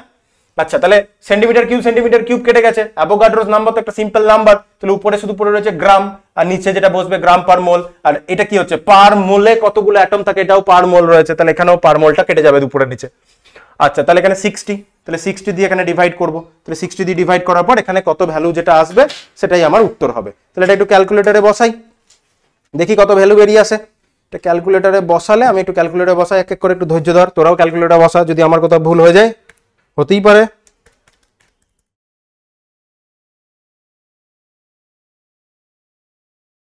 -8, তাড়াহুড়োতে 8 বসিয়ে ফেলছিলাম, এই যে এরকম টাইপের ভুল, -8 বসাতে গিয়ে পরীক্ষাতে তুই কোশ্চেনটা করে ফেলেছিস, তাড়াহুড়োতে তুই ভুল বসিয়ে ফেলছিস। তাহলে এখানে 10 টু দি পাওয়ার পজিটিভে 23 আছে, এখানে নেগেটিভে -8 আছে, এগুলো ক্যালকুলেটরে বসানোর সময় সাবধানে বসাবি। ডিভাইড করলে আছে 4.0018, অনেক দূরে আছে, তার মানে এটা অলমোস্ট ইকুয়াল টু 4 আসছে। এবার ইউনিট সেলের 4টে পার্টিকেল কোন টাইপের ইউনিট সেলের জন্য হয়, তুই তো 3 ধরনের ইউনিট সেল পড়েছিস। একটা হচ্ছে সিম্পল কিউবিক, ঠিক আছে, একটা তো সিম্পল কিউবিক পড়েছিস, তার 8টা কর্নারে 8টা 1/8 করে, তাতে একটা অ্যাটম।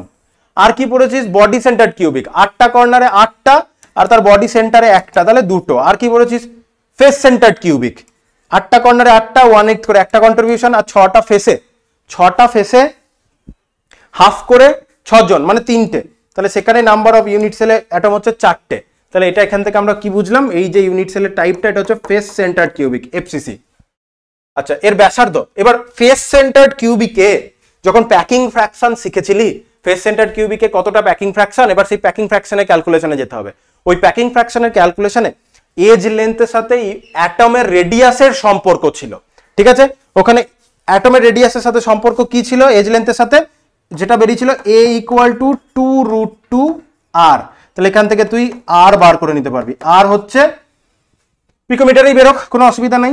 a মানে 400 ডিভাইডেড বাই 2√2, 400 ডিভাইডেড বাই 2√2 করে দিলেই r এর ভ্যালুটা বেরিয়ে আসবে, এবং এটা পিকোমিটারে বেরোবে। হ্যাঁ, 400 ডিভাইডেড বাই 2√2, 141.42, আমি 2 ঘর অব্দি নিলাম পিকোমিটার, ঠিক আছে, বাস এটা হয়ে গেল। তাহলে ZM/N কি ওর ফর্মুলা নিউমেরিক্যাল গুলো একটু দেখিস, আমাদের সময় আসতো, আমি যে বছর এইচএস দিয়েছিলাম সেই বছর এসেছিল, আমার স্পষ্ট মনে আছে, তোদেরও আসছে। আচ্ছা, তাহলে নিউমেরিক্যালের মধ্যে কিন্তু কলিগেটিভ প্রপার্টিজ ও নিউমেরিক্যাল খুব ইম্পর্টেন্ট। আর এবার আমরা যে খুব ইম্পর্টেন্ট নিউমেরিক্যালের দিকে এগিয়ে আসছি, সেটা হচ্ছে 18 নম্বর পেজে। এটা তো আবার ফ্যারাডেস ল নিউমেরিক্যাল। এখন বারবার আমি কাইনেটিক্স এর নিউমেরিক্যালে আসতে চাইছি, আসতে পারছি না, এটা সেটা কোশ্চেন আসছে। ফ্যারাডেস ল নিউমেরিক্যালও দেখবি, কিন্তু দেখবি যেটা কোনো মতেই যেন বাদ না যায়, সেটা হচ্ছে কলিগেটিভ প্রপার্টিজ এর নিউমেরিক্যাল সিওর আসবে, আর ওইদিকে তোর কেমিক্যাল কাইনেটিক্স এর নিউমেরিক্যাল সিওর আসবে, ঠিক আছে। আচ্ছা, বলছে AgNO3 এর জলীয় দ্রবণে 8 মিনিট ধরে 3 অ্যাম্পিয়ার তড়িৎ চালনা করা হয়েছে। চালনা করা হলে ক্যাথোডে 1.61 × 10⁻³ কেজি সিলভার জমা হয়। সিলভারের রাসায়নিক তুল্যাঙ্ক জানতে চেয়েছে। ঠিক আছে, ফ্যারাডেস ফার্স্ট ল এর কোশ্চেন। ফ্যারাডে ফার্স্ট লতে কি বলে, তুই যত বেশি ইলেকট্রিসিটি পাস করাবি তত বেশি মেটাল ডিপোজিট করবে। এই তো ফ্যারাডেস ফার্স্ট ল তো কি ছিল, কতটা মেটাল ডিপোজিট করবে সেটা ডাইরেক্টলি প্রপোর্শনাল টু তুই কতটা ইলেকট্রিসিটি দিচ্ছিস। এবার ডাব্লিউ ইকুয়াল টু, এখানে একটা প্রপোর্শনালিটি কনস্ট্যান্ট আছে, এটাকে আমরা বলি ইলেকট্রোকেমিক্যাল ইকুইভ্যালেন্ট। কেমিক্যাল ইকুইভ্যালেন্ট নয়, কেমিক্যাল ইকুইভ্যালেন্ট হচ্ছে ই, ঠিক আছে, ই যেটা ছিল molecular mass divided by n factor. Chemical ইকুইভ্যালেন্টের কি, আমি তো এখানে আর এক্সপ্লেনেশনে যাচ্ছি না। কেমিক্যাল ইকুইভ্যালেন্ট হচ্ছে ই ডিভাইডেড বাই 96,500। এটা কি করে এলো আমি এখানে ক্যালকুলেশন আমি আর দেখাচ্ছি না। জেড এর জায়গায় ই বাই 96,500 বসবে, যেখানে ইটা হচ্ছে কোন একটা মেটালের রাসায়নিক তুল্যাঙ্ক। তাহলে ইলেকট্রোকেমিক্যাল ইকুইভ্যালেন্ট ইকুয়াল টু হচ্ছে কারোর কেমিক্যাল ইকুইভ্যালেন্ট ডিভাইডেড বাই 96,500, ঠিক আছে, 1 মোল ইলেকট্রনের যে চার্জ সেটা দিয়ে ডিভাইড হবে। তাহলে জেড হচ্ছে ইলেকট্রোকেমিক্যাল ইকুইভ্যালেন্ট, ই হচ্ছে কেমিক্যাল ইকুইভ্যালেন্ট। বসলো। কিউটা কি করে বসবে, কিউ ইকুয়াল টু বইয়ের সিলেবাসে লেখা থাকে কিউ ইকুয়াল টু আইটি, সেটা এখানে ক্যালকুলেট করে নিয়ে আলাদা করে। আই হচ্ছে অ্যাম্পিয়ার, 3 অ্যাম্পিয়ার, টাইম সেকেন্ডে বসবে, 8 মিনিট কারেন্ট দেওয়া হয়েছে, 8 মানে 60 সেকেন্ডে যাবে, তাহলে 8 3 24, 24 ইন্টু 60, 24 ইন্টু 60 মানে হচ্ছে 1440, ঠিক আছে, 8 3 24, হ্যাঁ, তাহলে 1440 হলো। এখান থেকে কত পেলাম, এখান থেকে আমরা পেলাম 1440, বসিয়ে দিই 1440। আর এখানে কতটা ডিপোজিট করেছে mass, 1.61 into 10 to the power minus 3 kg. কেজিকে গ্রাম করতে হবে, কেন গ্রাম কেন করতে হবে, কারণ এই যে ইলেকট্রোকেমিক্যাল ইকুইভ্যালেন্ট যেটা আছে না, ই বসিয়েছি, এটা গ্রামে বসবে, সেই জন্য এটাকে গ্রামে কনভার্ট করতে হবে, ইন্টু 10 কিউব করে দেবো, তাহলে 1.61 হয়ে গেল শুধু, তাহলে 1.61। তাহলে এখান থেকে আমরা যদি ই ক্যালকুলেট করি কি হবে, 1.61 ইন্টু 96,500 ডিভাইডেড বাই 1440 কত আসবে, করি 1.61 ইন্টু 96,500 ডিভাইডেড বাই 1440 হচ্ছে 107.89, 107.89 which is almost equal to 108। এটা আমাদের এমনি নোন ভ্যালুর সাথে অটোমেটিক্যালি মিলে গেছে, যে সিলভারের মলিকুলার মাসও 108, এবং সিলভারে যেহেতু সিঙ্গেল পজিটিভ চার্জ তৈরি করে তাই সিঙ্গেলের বলছি সিলভারের ইকুইভ্যালেন্ট মাসটা তার মলিকুলার মাসের সাথে সমান, মানে 108 নোন ভ্যালুর সাথে অটোমেটিক মিলে গেছে। তাহলে যে সিলভারের ইকুইভ্যালেন্ট মাস জানে, কি করে জানে, যে এনাফ ফ্যারাডেজ ল এর নিউমেরিক্যাল করেছে, সে ফ্যারাডেজ ল এর নিউমেরিক্যাল করতে গিয়ে অলরেডি দেখেছে সিলভারের কোশ্চেনটা প্রায়ই আসে, তো সিলভারের ইকুইভ্যালেন্ট মাসে অলরেডি জানে, তাহলে এই কোশ্চেনটা সে করার পর নিজেই নিজের উত্তরকে মিলিয়ে ফেলতে পারবে, হ্যাঁ আমার উত্তর ঠিক এসেছে, কারণ নোন ভ্যালুর সাথে ম্যাচ করে গেছে। হ্যাঁ এখানে লিখিয়ে নি না, 1440 কুলম, হ্যাঁ আচ্ছা, এটা তো 96,500 কুলম কেটে যাচ্ছে, এই এখানে জিটা মুছে দিই। নেক্সট কোশ্চেন দেখি, নেক্সট কোশ্চেনে আচ্ছা কিভাবে প্রস্তুত করব, এটা দেখ, এটা একটু তোর নিজস্ব থট লাগাতে হবে এই চেঞ্জ গুলোর জন্য। ছায়া প্রকাশনীর বইয়ে দেখবি যে কোনো চ্যাপ্টারের শেষে অনেক কনভার্সন কিভাবে করতে হয় সেগুলো অনেকভাবে বলা রয়েছে, ঠিক আছে, কনভার্সন গুলো কিভাবে করতে হয় বলা রয়েছে, সেখান থেকে একটু ভালো করে পড়বি। তাহলে এর অ্যাপ্রোচটা কি হতে পারে, এর অ্যাপ্রোচটা হচ্ছে তোকে ভাবতে হবে তুই বেনজিন রিং এ NH2 কিভাবে ইনসার্ট করতে পারিস, সেটা তোকে ভাবতে হবে। অনেক কিছু ভাবে বেনজিন রিং এ NH2 করা যায়, তাহলে আমি ভাবলাম NO2 থেকে NH2 আমি একটা কনভার্সন করতে পারি। বেনজিন রিং এ NO2 কিভাবে ইনসার্ট করতে পারি, বেনজিন রিং যদি সিম্পল বেনজিন রিং আমি যদি নাইট্রেশন করে দিই, তাহলে বেনজিন রিং এ নাইট্রেশন করে দিলে ওখানে NO2 ইনসার্ট হবে। এবার তোকে ভাবতে হবে যে Cl বেনজিন রিং এ যে ক্লোরিন রয়েছে সেখান থেকে শুধু পিওর বেনজিন রিং আমি কি করে আনতে পারি, ঠিক, তাহলে তোকে ভাবতে হবে বেনজিন রিং প্রিপারেশন আমি কি থেকে শিখেছি, রাইট, সেই পার্টিকুলার কম্পাউন্ডে ক্লোরিনকে চেঞ্জ করতে হবে। তাহলে প্রথমে তুই কি করতে পারিস, বেনজিন রিং এ যে ক্লোরিন রয়েছে সেই ক্লোরিনটাকে কিছুভাবে তুই চেঞ্জ করতে চা বেনজিন রিং এ OH ফেনলে কনভার্ট কর, বেনজিন রিং এ Cl কে বেনজিন রিং এ ফেনলে কনভার্ট করার অনেক প্রসেস রয়েছে, আমি ডাওস প্রসেসটা নিলাম, যে তুই NaOH দিলি ফার্স্ট স্টেপে 300 অ্যাটমসফেরিক প্রেসারে, তাহলে বেনজিন রিংটা কি হবে O- Na+, দিয়ে সেই সলিউশনটাকে তুই অ্যাসিডিফাই করে দিলেই O- Na+ টা OH এ কনভার্ট হবে, আমি ডাওস প্রসেসটা নিলাম। আচ্ছা এখানে তুই যদি জিঙ্ক ডাস্ট দিয়ে হিট আপ করে দিস, জিঙ্ক ডাস্ট দিয়ে তুই যদি রিয়াকশন করিস তাহলে এটা বেনজিন রিং এ কনভার্ট হয়ে যাবে। বেনজিন রিং এ তুই যদি মিক্স অ্যাসিড দিস মানে H2SO4 প্লাস HNO3, H2SO4 আর HNO3 দিলে এখানে কি হবে, বেনজিন রিং এ NO2 ঢুকবে, আর বেনজিন রিং NO2 থেকে তুই SnHCl দিলেই ওটা কিসে কনভার্ট হবে, NH2 তে কনভার্ট হবে, ঠিক আছে। আর একটা উল্টোটাও দিতে পারে, NH2 থেকে Cl বেনজিনে ক্লোরোবেনজিন কি করে বানাবি, তাহলে NH2 কে প্রথমে ডাইজোডাইজেশন করবি, ডাইজোটাইজেশন করে দেওয়ার পর N2 + Cl- সেখানে স্যান্ডমায়ার করে দিবি, স্যান্ডমায়ার করে দিলে ক্লোরিন ঢুকে যাবে, তাহলে NH2 থেকে ক্লোরিন ইনসারশনটা তো আরো ইজি, তো 2 স্টেপে হয়ে যাবে। ঠিক আছে, তাহলে এইভাবে আমাদের করতে হবে। তাহলে এগুলো তোকে প্র্যাকটিস করে রিয়াকশন মুখস্থ করে একটু অভ্যাসের মধ্যে আনতে হবে। তাহলে প্রথমে থট প্রসেস কি থাকবে, যে প্রোডাক্টটা আমাকে বানাতে দিয়েছে সেই প্রোডাক্টটাকে আমি কি থেকে বানাতে পারি, যেটা থেকে বানাতে পারি সেটাকে কি আমি অন্য কিছু একটা থেকে বানাতে পারি, এটা ভাবলাম এতদূর পর্যন্ত বলা, হ্যাঁ NO2 কে আমি বেঞ্জিন রিং থেকে বানাতে পারি, মানে NH2 কে আমি NO2 থেকে বানাতে পারি, NO2 কে আমি বেঞ্জিন রিং থেকে বানাতে পারি, আর Cl- থেকে আমি যদি কিছু করে ক্লোরিনটাকে বাদ দিয়ে দিতে পারি তাহলে বেঞ্জিন রিং আনতে পারবো। এবার বেঞ্জিন রিং প্রিপারেশনের মধ্যে অনেক কিছু ধরনের প্রিপারেশন শিখেছিস, OH থেকে আনা যায়, তাহলে ক্লোরিনকে OH আনা হবে। এবার এটাকে তোকে একটু অনেক টাইপের রিয়াকশন করতে করতে করতে করতে হঠাৎ করেই তো হবে না, বইয়ে যেগুলো কনভার্সন গুলো দেওয়া রয়েছে চ্যাপ্টারের শেষে সেগুলো প্র্যাকটিস করতে হবে, কিভাবে কোন অ্যাপ্রোচটা করা হচ্ছে, এরকম সিচুয়েশন থাকলে এরকম অ্যাপ্রোচ করা হয়, ওই অ্যাপ্রোচ গুলোই ম্যাটার করবে। আর প্রিভিয়াস এই এরকম কি বললাম টেস্ট পেপারে কোশ্চেন সলভ করতে করতেই অভ্যাস হয়ে যাবে, আচ্ছা এরকম করে করতে পারি। অনেকগুলো এরকম এক্সাম্পল দেখতে দেখতে তোকে যদি পরীক্ষাতে যাই দেবে তুই অ্যাপ্রোচ করতে পারবি, তার জন্য তোকে অনেকগুলো এক্সাম্পল পড়তে হবে, হঠাৎ করেই হবে না, হঠাৎ করেই তুই যদি ভাবিস করে ফেলবো তাহলে তো ডিমোটিভেটেড লাগবেই। আচ্ছা এবার কাইনেটিক্সের কোশ্চেন। কাইনেটিক্সের এই কোশ্চেনটা আর ধ্রুবক দিয়েছে, এখানে একটা তোর টাইপিং এরর আছে, বিক্রিয়াটির সক্রিয়ণ গান কি মিস্টেক হয়েছে, হয়তো এটা সক্রিয়ণ বলতে চেয়েছে, মানে আমি যতদূর মনে হচ্ছে অ্যাক্টিভেশন এনার্জি ক্যালকুলেশন করতে দিয়েছে ইএ। এটা কি করে আসবে, আরহেনিয়াসের যে ইকুয়েশন ছিল k = a e⁻ আমাদের আরহেনিয়াসের যে ইকুয়েশন ছিল সেখানে যে k টা ছিল দুটো আলাদা আলাদা টেম্পারেচার k1 আর k2 আসবে, ওখানে যখন মাইনাস লগ নিয়ে নেওয়া হতো এবং দুটো ইকুয়েশনে k1 k2 করে দুটোকে যখন বিয়োগ করে দেওয়া হতো, আমার মেন ফর্মুলা কি আসে, মেন ফর্মুলাটা চলে আসে, দেখবি বইয়ে ডাইরেক্ট ফর্মুলা লেখা রয়েছে, আমি এখানে ডাইরেক্ট ফর্মুলাটাই লিখছি। নিয়ে আমাদের যে ফর্মুলা আছে লগ k2/k1, k2/k1 = কি আসে EA/2.303 R ব্র্যাকেটে 1/T1 - 1/T2। ঠিক আছে, এখানে বাকি সমস্ত ভ্যালু দেওয়া আছে, লগ k2, তাহলে k2 কত 4.5 ইন্টু 10⁻7, আর এটা কত 1.5 ইন্টু 10⁻7। ঠিক আছে, আচ্ছা আর EA ডিভাইডেড বাই 2.303, যেহেতু এনার্জি জুলে বেরোবে তাহলে 8.314 এখানে বসাবো, টেম্পারেচার 1/T1 50, 273 আর 50 323 মাইনাস 273 আর 100 373। এবার এখানটা একটু ক্যালকুলেটরে বসিয়ে একটু ক্যালকুলেট করে, একটু লেন্দি হবে ক্যালকুলেশনটা, বড় ডিজিট হবে, অসুবিধা কিছু নেই কারণ তো তুই ক্যালকুলেটরে বসাতে পারবি, তো ক্যালকুলেটরে বসিয়ে নিবি, ক্যালকুলেশন হয়ে যাবে এটা।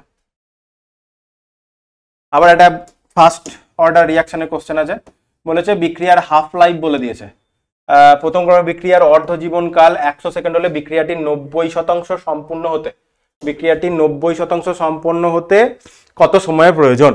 আচ্ছা প্রথমে হাফ লাইফ বলেছে, তাহলে হাফ লাইফ বলা থাকছে মানে ওখানে রিয়াকশনের রেট কনস্ট্যান্টটা বেরোবে, তাহলে আমরা জানি টি হাফ ফার্স্ট অর্ডার রিয়াকশনের জন্য 0.693/k, তাহলে এখান থেকে আমরা k বার করে নিতে পারবো 0.693 ডিভাইডেড বাই 100 কত হবে 6.93 যদি আমি করে নিই, 0.693 কে 6.93 আমি যদি করে নিই ওরকম করে যদি 0.693 ইন্টু 10⁻2 লিখলেও হয়, -3 সেকেন্ড ইনভার্স হবে ফার্স্ট অর্ডার, এমনিও সেকেন্ড উপরে উঠছে সেকেন্ড ইনভার্স, এটা আমরা করতে পারলাম। এবার ফার্স্ট অর্ডার রিয়াকশনে যে ইন্টিগ্রেটেড রেট লস এখানে কি ছিল, KT = 2.303 log A/A - x, কতটা সম্পন্ন হয়ে গেছে 90% সম্পন্ন হয়ে গেছে, তাহলে x টা কত বলে দিয়েছে তোকে 0.9a, তাহলে a - x এর ভ্যালু কত a - 0.9a, তার মানে 0.1a এটা বলে দিয়েছে। এবার বাকি ভ্যালু বসা, t সম্পন্ন হতে কত সময় লাগবে সেটা বলেছে, তাহলে 2.303, k এর ভ্যালু আমরা বার করে নিয়েছি 6.93 ইন্টু 10⁻³ log a/0.1a, তাহলে a কেটে যাবে, 0.1 মানে 1/10, 10টা একবারে নিচে মানে উপরে উঠবে, তাহলে log 10 1 হয়ে গেল, 2.303 টার টাইমটা কি হবে 2.303 বাই 6.93 ইন্টু 10⁻³ ক্যালকুলেট করি, 2.303 ডিভাইডেড বাই ইন্টু 10⁻³ কত আসছে 332.32, টাইম হচ্ছে এটা এইদিকের ক্যালকুলেশন 332.323 সেকেন্ড। ঠিক আছে, এইটাই বলার, এই হয়ে গেল ক্যালকুলেশন। এবার দেখ, এবার PCl5 কঠিন অবস্থায় তড়িৎ পরিবহন করে কেন? এটা অনেক টাইপের কোশ্চেন হতে পারে। ঠিক আছে, এটা এমনি ডাইরেক্ট শেপ অফ দ্য মলিকিউলের কোশ্চেন হতে পারে। তোকে ইনফরমেশনটা জানতে হবে সলিড স্টেটে PCl5 কি বলছিস, PCl5 সলিড স্টেটে PCl4 প্লাস এবং PCl6 মাইনাস এই চার্জ সিচুয়েশনে থাকে। তাহলে এরকম আয়োনাইজড সিচুয়েশনে থাকে বলে PCl4 প্লাস এবং PCl6 মাইনাস সলিড স্টেটে চার্জ পরিবহন করতে পারে। এবার কোশ্চেনে যেটা জানতে চাইতে পারে যে সলিড স্টেটে PCl5 এর শেপ কি। সলিড স্টেটে PCl5 এর যদি শেপ জানতে চাই তখন তোকে PCl4 প্লাসের শেপ এবং PCl6 মাইনাসের শেপ বলতে হবে। তাহলে PCl4 প্লাসের শেপটা কি, VSEPR কর VBD কর সব দিয়ে একই আসবে। তাহলে হাইব্রিডাইজেশন আমি যদি বার করি, half into central atom, phosphorus নাইট্রোজেনের গ্রুপে 5, মোনোভ্যালেন্ট আছে 4টে, ক্যাটায়ন আছে বলে একটা 4 ইলেকট্রন বাদ, তাহলে 8 ডিভাইডেড বাই 4 মানে হাইব্রিডাইজেশন হচ্ছে sp3। লোন পেয়ার আছে 4 মাইনাস 4 0, কোনো লোন পেয়ার নেই। তাহলে PCl4 এটার শেপটা চলে এলো টেট্রাহেড্রাল। টেট্রাহেড্রাল। PCl6 এর ক্যালকুলেশনটা করি, PCl6 এর ক্যালকুলেশন এর পাশেই লিখি। PCl6 এর ক্যালকুলেশন এটা, এটার ক্যালকুলেশন হলো PCl6 এর calculation half into 5 plus 6, negative চার্জের জন্য একটা এক্সট্রা, তাহলে 12/6 2 মানে 6। এটার হাইব্রিডাইজেশন দাঁড়ালো সেই sp3d2। লোন পেয়ার কিছু আছে, 6 মাইনাস মোনোভ্যালেন্ট 6টা, তাহলে 0, কিছুই নেই। তাহলে এটার শেপ কি হয়ে গেল, PCl6 মাইনাসের অক্টাহেড্রাল। তাহলে টেট্রাহেড্রাল মানে এই তোর ফসফরাস, ইন প্লেনে দুটো ক্লোরিন, অ্যাবাভ দ্য প্লেন একটা ক্লোরিন, বিলো দ্য প্লেন একটা ক্লোরিন, মলিকুলার চার্জ প্লাস। এটার চার্জ কি হবে, শেপ কি হবে, 4 কোণে 4টে ক্লোরিন। ঠিক আছে, above the plane below the plane. তুই যদি এই পয়েন্টগুলোকে কানেক্ট করিস, এটা স্কোয়ার বেস, দেখ উপর থেকে একটা পিরামিড এবং নিচের দিক থেকে আরেকটা পিরামিড পাবি। তাহলে কি হবে, স্কোয়ার বাইপিরামিডাল। স্কোয়ার বাইপিরামিডালকেই আমরা অক্টাহেড্রাল বলি। ঠিক আছে, তো এটা একটা কোশ্চেন হতে পারে। যদি এতদূর কোশ্চেন ছিল না, কোশ্চেনটা ছিল PCl5 কঠিন অবস্থায় তড়িৎ পরিবহন করে কেন। PCl5 কঠিন অবস্থায় তড়িৎ পরিবহন করে কারণ কঠিন অবস্থায় PCl5 PCl4 প্লাস আর PCl6 মাইনাস এই স্টেটে থাকে, তাহলে আয়ন অবস্থায় থাকে বলে এরা চার্জ কন্ডাক্ট করতে পারে, আর কিছুই না। বেশ, এবার লাস্ট দুটো আমাদের অর্গানিকের কোশ্চেন আছে। এটা তো আমি নিয়ে বলার আর কি বলি বল, টিসেঙ্কো আছে আর অ্যালডল কন্ডেনসেশন আছে। বই খুলবি, এটা কোশ্চেনটা নিয়েছি তার কারণ এই কোশ্চেন দুটো যেন একটু ভালো করে পড়িস। এরকম করে কিন্তু তোকে রিয়াকশন টিকার মতো করে লিখতে দেবে, ভিতরে তো কোনো কনভার্সন করার কাজে তো লাগছেই, বাকি টিকার মতনও দিতে পারে। টিসেঙ্কো আছে আর অ্যালডল কন্ডেনসেশন আছে। টিসেঙ্কোটা কি, টিসেঙ্কোটা হচ্ছে এক টাইপের মডিফাইড ক্যানিজারো। ঠিক আছে, তো সেরকম করে অ্যান্সার রাইটিংটা কিভাবে করতে হবে সেটা আমি তোকে বলছি। অ্যান্সার রাইটিং করার সময় যে কোনো রিয়াকশন লেখার সময় অ্যান্সার রাইটিংটা করছি, বইয়ে লেখাই রয়েছে অ্যালডল কন্ডেনসেশন, এখানে আমার বোঝানোর বা শেখানোর তো কিছু নেই। তো সেটা হচ্ছে অ্যালডল কন্ডেনসেশন, তুই প্রথমে পয়েন্ট করবি, অ্যালডল কন্ডেনসেশন পয়েন্ট করলি, তারপরে ইংলিশে লিখলে কি লিখতি, তুই ইংলিশে লিখতি রিয়েজেন্ট, সাবস্ট্রেট। ঠিক আছে, বাংলায় লিখবি বিক্রিয়ক, তাহলে সাবস্ট্রেট পয়েন্ট করবি, সাবস্ট্রেট পয়েন্ট করে ওই পার্টিকুলার রিয়াকশনে কি সাবস্ট্রেট, সেই সাবস্ট্রেটে কি ক্রাইটেরিয়া থাকা দরকার সেগুলো লিখবি। তাহলে তুই জানিস অ্যালডিহাইড বা কিটোন যাদের আলফা হাইড্রোজেন অ্যাটম রয়েছে, তাহলে কি অ্যালডিহাইড বা কিটোন যাদের আলফা হাইড্রোজেন অ্যাটম রয়েছে তারা নিজেদের মধ্যে সেলফ কন্ডেন্স হয়ে কি তৈরি করে, অ্যালডল কম্পাউন্ডটা তৈরি করে। এবার অ্যালডল নামটাকে তুই দিয়ে বিশ্লেষণ করে দিলি, তাহলে অ্যালডল নামটা কি করে হচ্ছে, অ্যালডিহাইড প্লাস অ্যালকোহল। তাহলে যে প্রোডাক্টটা তৈরি হবে সেখানে একটা অ্যালডিহাইড এবং অ্যালকোহল দুটো পার্টি থাকবে, তাই সেখান থেকে অ্যালডল নামটা এসেছে। তাহলে সাবস্ট্রেট বলে দিলি যে অ্যালডিহাইড বা কিটোন যাদের আলফা হাইড্রোজেন অ্যাটম রয়েছে তারা সেলফ কন্ডেনসেশন হয়। ক্যাটালিস্ট পয়েন্ট করবি, ক্যাটালিস্ট পয়েন্টে লিখে দিলি ডাইলিউট বেস লাগে, ডাইলিউট বেস লাগে, কনসেন্ট্রেটেড নয়। তারপরে কি লিখবি, প্রোডাক্ট, এখানে কি প্রোডাক্ট তৈরি হয় সে প্রোডাক্টটা লিখবি। ঠিক আছে, লিখবি বিটা হাইড্রক্সি অ্যালডিহাইড তৈরি হয়, সেটাকে অ্যালডল বলি। হলো, দিয়ে তুই যেটা পয়েন্ট করবি মেকানিজম, মেকানিজম পয়েন্ট করবি। সে মেকানিজম পয়েন্ট করে কিভাবে রিয়াকশনটা হচ্ছে সেই রিয়াকশনটা লিখে দেখাতে হবে। বা তুই প্রোডাক্ট লেখার, প্রোডাক্ট কি হচ্ছে সেটা লেখার পর তুই এখানে একটা জেনারেল রিয়াকশন বলে কমেন্ট পয়েন্ট লিখতে পারিস। জেনারেল রিয়াকশন বলে পয়েন্ট করে তুই দুজনের মধ্যে অ্যালডিহাইডের যদি কন্ডেনসেশন হয়, ধর আমি দুটো অ্যাসিটালডিহাইড যদি নিই CH3, আর পরীক্ষাতে প্রোডাক্ট তাড়াতাড়ি কি করে লিখতে পারি সেটা আমি দেখিয়ে দিচ্ছি। দুটো অ্যাসিটালডিহাইডকে পাশাপাশি লিখলি, ঠিক আছে, এটাও দেখ CH3 CHO লিখলি, এরকম করে মনে মনে ভাববি যে এর একটা হাইড্রোজেন এর অক্সিজেনের কাছে চলে যাবে, বাকি এই কার্বনের সাথে এই কার্বন ডাইরেক্টলি বন্ড হয়ে যাবে। তো যেটা বললাম সেটা আমি যদি লিখি, দেখ প্রোডাক্টটা সঠিক লিখে ফেলবি। CH3C এর হাইড্রোজেনটা এই অক্সিজেনের কাছে চলে গেল, তাহলে OH হয়ে যাবে। এই কার্বনের হাইড্রোজেনটা তো অলরেডি রয়েছে, সেটা তো থাকলোই। এই কার্বনটা আর এই কার্বনটার বন্ড হলো, ওই কার্বনটায় দুটো হাইড্রোজেন আছে CH2 CHO, ঠিক আছে, এটা হয়ে গেল তোর অ্যালডল প্রোডাক্ট। এরপরে তো কন্ডেনসেশন হবে, কন্ডেনসেশন হয়ে HOH বেরিয়ে ওখানে ডবল বন্ডেড কম্পাউন্ড হবে, এগুলো তো হলো। তাহলে তুই প্রথমে এরকম করে জেনারেল রিয়াকশনটা লেখার সময় এই তীর চিহ্নগুলো দিবি না, আবার আমি এই তীর চিহ্নগুলো মুছে দিই। তাহলে জেনারেল রিয়াকশনটা লিখলি তুই এইভাবে, CH3 CHO রিয়াকশন করে তোর এইভাবে অ্যালডল কন্ডেনসেশন হওয়ার ফলে যে প্রোডাক্টটা, সেই অ্যালডল কন্ডেনসেশন প্রোডাক্টটা হলো। এবার তুই মেকানিজম করতে পারিস, সে মেকানিজমে তুই দেখাতে পারিস রিয়াকশন মেকানিজম বলে পয়েন্ট করলি। যদি তোর মেকানিজম জানা থাকে, ঠিক আছে, যদি মেকানিজম না জানা থাকে পাকামি করে এই পয়েন্টটা লেখা দরকার নেই, এই পয়েন্টটা জানলে তবে। তাহলে লেখার সময় কি সাবস্ট্রেট পয়েন্ট করবি, কি সাবস্ট্রেট লাগে, সেই সাবস্ট্রেটের কি ক্রাইটেরিয়া, ক্যাটালিস্ট পয়েন্ট করবি কি ক্যাটালিস্ট লাগে, প্রোডাক্ট পয়েন্ট করবি কি প্রোডাক্ট তৈরি হয়, দেন জেনারেল রিয়াকশনটা এইভাবে লিখে দিবি, ঠিক আছে। অবশ্যই এখানে ডাইলিউট বেস লিখতে হতো, OH মাইনাস ডাইলিউট লিখে দিলি, জেনারেল রিয়াকশন লিখলি, তাহলেই ফুল মার্কস। আর যদি তোর মেকানিজম জানা থাকে তাহলে মেকানিজমটা করবি। অ্যালডল কন্ডেনসেশনে কি হয়, অ্যালডল কন্ডেনসেশনের মেকানিজমের ক্ষেত্রে প্রথমে একটা বেস এসে এখান থেকে একটা হাইড্রোজেনকে তুলে ইনোলেট তৈরি করে, সেই ইনোলেটটা ফার্দার রিয়াকশন করে যায়, যে সেই মেকানিজমে আমি কথাই যাচ্ছি না।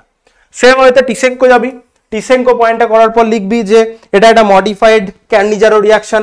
এই মডিফাইড ক্যানিজারো রিয়াকশনের সাবস্ট্রেট কি, ক্যাটালিস্ট কি, প্রোডাক্ট কি। এটা ক্যাটালিস্টটা জানিস অ্যালুমিনিয়ামের ইথক্সাইড আমরা ইউজ করি, তাহলে সেটা লেখার পর দিয়ে প্রোডাক্টে চলে এলি। প্রোডাক্টে কি হয়, প্রোডাক্টে আমাদের ওখানে যে ক্যান্ডিজারোতে যেমন একটা কার্বক্সিলিক অ্যাসিড আর একটা অ্যালকোহল জেনারেট হয়, সেটা জেনারেট তো হয় এবং তারা নিজেদের মধ্যে রিয়াকশন করে গিয়ে ইথার জেনারেট করে দেবে আবার, তো সেটা প্রোডাক্ট চলে আসে। তাহলে সেই রিয়াকশনটা টিসেঙ্কোর জন্য লিখে দিবি। তাহলে এরকম করে পয়েন্ট পয়েন্ট করে লিখবি substrate, catalyst, product, general reaction, তাহলেই ফুল মার্কস। টিসেঙ্কো আর অ্যালডল তো এখানে বসে বসে বোঝানোর কিছু নেই, বই খুলবি, রিয়াকশন কি হচ্ছে, সাবস্ট্রেট কি আছে, রিয়েজেন্ট কি আছে, মেকানিজম কি আছে দেখে নিবি, তাহলেই লিখে দিবি, তো আলাদা করে করানোর কিছু নেই। আর এরকম টাইপের কোশ্চেন তো প্রতি বছরই থাকে, তোদেরও আছে, তো সেখান থেকে করতে হবে। কিরকম তোকে এরকম করে বেশ ABCDEF চিনতে পারতে হবে, বেশ কিছু হিন্ট দেওয়া থাকবে, সেই হিন্টগুলোকে দেখে তোকে বুঝতে হবে যে রিয়াকশনটা কি হতে পারে। যেমন এখানে একটু টাইপিং ইরোর আছে, এরটা C2H8O2, আবার সি যেটা তৈরি হচ্ছে সেটাও C4H8O2, তো ওখানে C2H4O হবে। হ্যাঁ, ওটাকে আমি একটু চেঞ্জ করে দিই, এটা হবে C2। আচ্ছা, এটাকে ভালো করে বুঝতে পারার একটা ট্রিক আছে, কি বলতো, প্রথমে সাদা দিয়ে এটাকে ঢেকে দাও,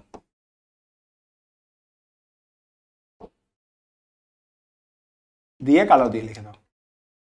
এই যে C2H4O এই কম্পাউন্ডটা CaOH এর উপস্থিতিতে HCH এর সাথে বিক্রিয়া করবে, দিয়ে B তৈরি করবে, ঠিক আছে। তাহলে বেস দিয়ে রিয়াকশন হচ্ছে, তাহলে ওখানে একটা অ্যালডল কন্ডেনসেশন হবে, ঠিক আছে। ওই প্রোডাক্টটা পরে হচ্ছে এখন অ্যালুমিনিয়ামের ইথক্সাইড, দেখেছিস অ্যালুমিনিয়ামের ইথক্সাইড দিয়ে রিয়াকশন করছে, এই সাব ক্যাটালিস্টটাকে দেখে তুই চিনতে পারলি যে সি তৈরি হচ্ছে। এই ক্যাটালিস্টটা দিয়ে দেখেই তুই বুঝতে পারবি, আচ্ছা এই ক্যাটালিস্টটা কি, এই ক্যাটালিস্টটা হচ্ছে বা এই রিয়েজেন্টটা হচ্ছে আমার টিসেঙ্কোর রিয়েজেন্ট। তাহলে এ যে সাবস্ট্রেট রয়েছে সে টিসেঙ্কো করবে, সে টিসেঙ্কোর যে প্রোডাক্ট মানে আলটিমেটলি এ স্টার দিয়ে দেয়, সেই এ স্টারটা হচ্ছে সি। তাহলে এ যেটা দিয়েছে যে এ মানে C2H4O যেটা মানে যেটা এ আমার, সেটাতে টিসেঙ্কো করা হচ্ছে অ্যালুমিনিয়ামের ইথক্সাইড দিয়ে সি তৈরি হচ্ছে, যেটা হচ্ছে C4H8O2, আর এতে HCHO দিয়ে রিয়াকশন করা হয়েছে ক্যালসিয়াম হাইড্রোক্সাইডের প্রেজেন্সে, তার ফলে বি তৈরি হয়েছে, বেস দিয়ে রিয়াকশন হয়েছে, সিঙ্গেল প্রোডাক্টই পেয়েছি, তাহলে অ্যালডল কন্ডেনসেশনের একটা চান্স আছে, তাহলে অ্যালডল হলো। আচ্ছা, এ এবং সি দুজনকেই তুই যদি লিথিয়াম অ্যালুমিনিয়াম হাইড্রাইড দিয়ে রিয়াকশন করিস সেম প্রোডাক্ট পাই, ঠিক আছে। আর তারপরে কি আছে, এ কে অ্যামোনিয়া যুক্ত AgNO3 এর সাথে বিক্রিয়ায় ই তৈরি হয়। এই অ্যামোনিয়া যুক্ত AgNO3 টলেন্স রিয়েজেন্ট, এটা কি করে চিনবে, এগুলো তো বই পড়তে হবে না, রিয়েজেন্ট কোন রিয়াকশনের কি সেটা যদি তোর টোটালটার কনসেপ্ট না থাকে এই রিয়াকশনগুলো বা এই অ্যান্সারগুলো তুই করতে পারবি না। কি দিয়েছে সেটা চিনতে হবে। তাহলে অ্যালুমিনিয়ামের অ্যামোনিয়াযুক্ত AgNO3 দিচ্ছে মানে এখানে টলেন্স রিয়েজেন্ট, যেটা অ্যালডিহাইডকে কার্বক্সিলিক অ্যাসিডে অক্সিডাইজড করে দেয়। আচ্ছা, আর শুষ্ক HCl উপস্থিতিতে A এবং D, যেটা A পেয়েছি এবং যেটা আমার এখানে D লিথিয়াম অ্যালুমিনিয়াম হাইড্রোক্সাইড দিয়ে রিডিউসড হওয়ার ফলে যে প্রোডাক্টটা, সেটা শুষ্ক HCl এর উপস্থিতিতে F বলে একটা কম্পাউন্ড তৈরি করে। ABCDEF শনাক্ত করো। কোশ্চেনটা কিন্তু খুব একটা সোজা কোশ্চেন নয়, কোশ্চেনটা ঠিকঠাক লেভেলেরই কোশ্চেন, কারণ অনেক দিক থেকে কোশ্চেনের আছে। কারণ অ্যালডাল কনডেনসেশন হচ্ছে, টিসেঙ্কো হচ্ছে, লিথিয়াম অ্যালুমিনিয়াম হাইড্রোক্সাইডের রিয়েজেন্ট চিনতে হচ্ছে, টলেন্স রিয়েজেন্ট চিনতে হচ্ছে, এবং শুষ্ক HCl দিয়ে যে রিয়াকশনটা হচ্ছে, তাহলে প্রথমে তোকে দেখতে হবে A এবং D কি প্রোডাক্ট, সেটা তুই যদি না চিনিস শুষ্ক HCl দিয়ে কি রিয়াকশন হবে সেটা তুই বুঝতে পারবি না। ওটা তো লাস্টের স্টেপ। ফার্স্ট স্টেপে আগে আমরা প্রোডাক্টটা লেখার বোঝার চেষ্টা করি, এটাকে আগে বোঝার চেষ্টা করি। C4H8O2 যেটা তৈরি হচ্ছে, এটা আমি যদি ভাবি টিসেঙ্কোটা আমি যদি করি পরে পেজ নিয়ে, তাহলে টিসেঙ্কোতে যেটা হবে, ধর আমি CH3CHO নিলাম 2 পিস, অ্যালুমিনিয়ামের ইথক্সাইড দিয়ে রিয়াকশন হচ্ছে, ঠিক আছে। তাহলে এটার যদি ক্যানিজারো হতো, এটার ক্যানিজারো হলে কি পেতাম? এটার ক্যানিজারো হলে CH3COOH পেতাম আর একটা C2H5OH পেতাম।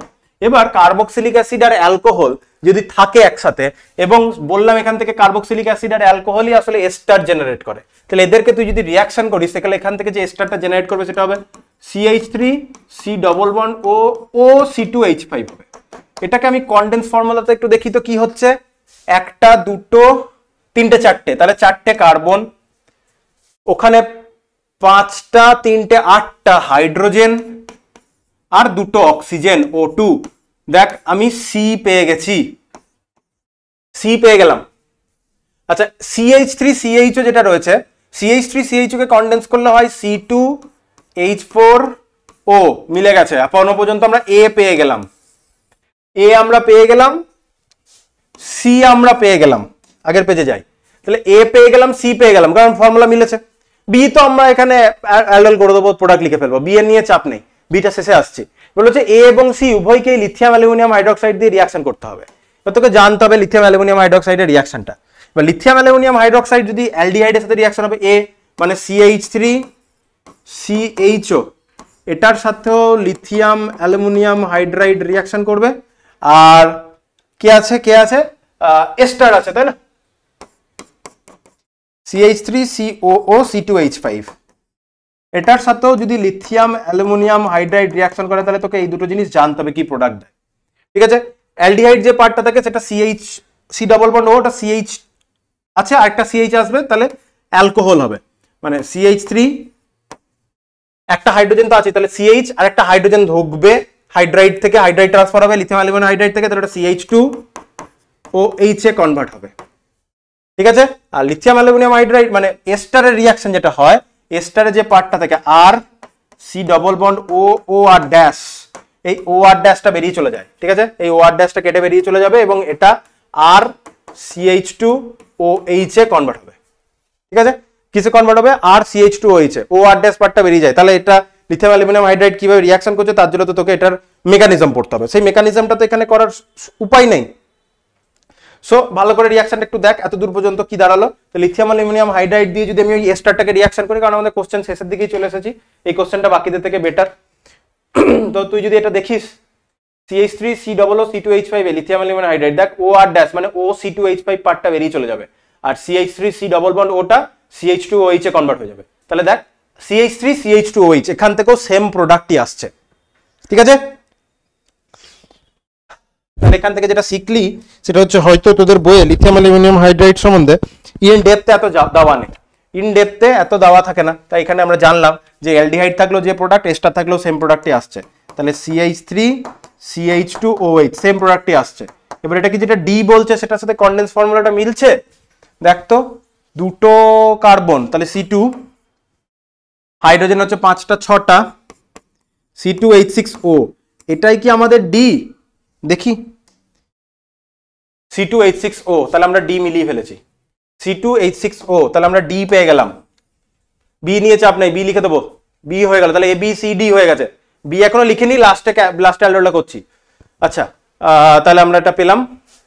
এবার কি আছে, হ্যাঁ এ CH3CHO, CH3CHO কে আমি টলেন্স দিয়ে রিয়াকশন করছি। CH3CHO কে তুই টলেন্স দিয়ে রিয়াকশন করছিস, আমি লিখছি না, টলেন্স অ্যামোনিয়াকাল AgNO3 টলেন্স দিয়ে রিয়াকশন করলে এটা কার্বন নাম্বারকে ম্যাচ রেখে তার করসপন্ডিং অ্যাসিডে কনভার্ট হয়ে যাবে, তাহলে CH3C88। তাহলে এটার কনডেন্স ফর্মুলাটা কি দাঁড়াচ্ছে, এটা কনডেন্স দাঁড়াচ্ছে C2H4O2। C2H4O2 কি দিয়েছে, C2H4O2, তাহলে আমরা E পেয়ে গেছি। তাহলে আমরা যেটা পেলাম, আমরা E পেয়ে গেলাম। এর আগের পেজে আমরা D পেয়ে গেছি। এবার কাদের কাদের, A আর D এর মধ্যে রিয়াকশন করব শুষ্ক HCl এর উপস্থিতিতে।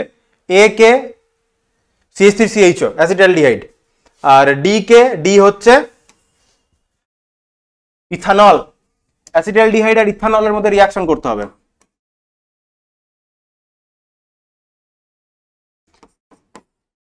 ঠিক আছে, ভেঙে লিখলাম। আর ইথানল HCl দিয়ে রিয়াকশন, ভালো করে মনে কর, যখন কার্বক্সিলিক অ্যাসিডের সাথে অ্যালকোহলের রিয়াকশন হয়, কার্বক্সিলিক অ্যাসিডের সাথে অ্যালকোহলের রিয়াকশন হলে এস্টার জেনারেট করে, কিন্তু অ্যালডিহাইডের সাথে তুই যদি অ্যালকোহল, কার্বক্সিলিক অ্যাসিডের সাথে যদি অ্যালকোহলের রিয়াকশন হয়, কি বললাম কি জানি, অ্যালডিহাইডের সাথে অ্যালডিহাইড বলছি, কার্বক্সিলিক অ্যাসিডের সাথে যদি অ্যালকোহলের রিয়াকশন হয় এস্টার জেনারেট করে।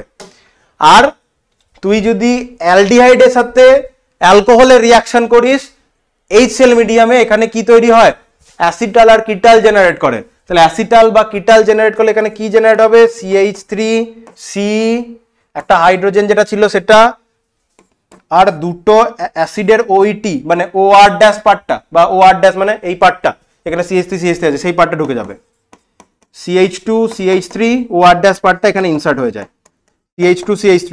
এই অ্যাসিটাল ফরমেশনের, এটা যদি অ্যাসিটাল অ্যালডিহাইড থেকে গেলে তো এটা অ্যাসিটাল, কিটোন থেকে গেলে কিটাল। অ্যাসিটাল ফরমেশনের মেকানিজমটা এইচএস এ দেয় না, মেকানিজমটা খুব একটা সোজা না, একটু সামান্য জটিল আছে, তাই এইচএস লেভেলে দেয় না। এইচএস লেভেলে জাস্ট প্রোডাক্টটা লিখতে পারলেই হয়। তো প্রোডাক্টটা যেটা লিখেছিস সেটা কনডেন্স ফর্মুলাটা লিখি, 1 2 3 4 5 6টা, 1 2 3 4 5 6টা হাইড্রোজেন, ওখানে 3 আর 2 5 5 10 13 14, দুটো অক্সিজেন O2, তাহলে C6H14O2, C6H14O2, তাহলে আমরা F পেয়ে গেলাম, তাহলে আমরা FO পেয়ে গেলাম। এবার বিটা শুধু অ্যালডোল কন্ডেনসেশন করে দিলেই হবে। তাহলে অ্যালডোল কন্ডেনসেশনে কি হয়, অ্যালডোল কন্ডেনসেশনের মেকানিজমটা একটু ভালো করে ভাবতো। অ্যালডোল কন্ডেনসেশনের মেকানিজমে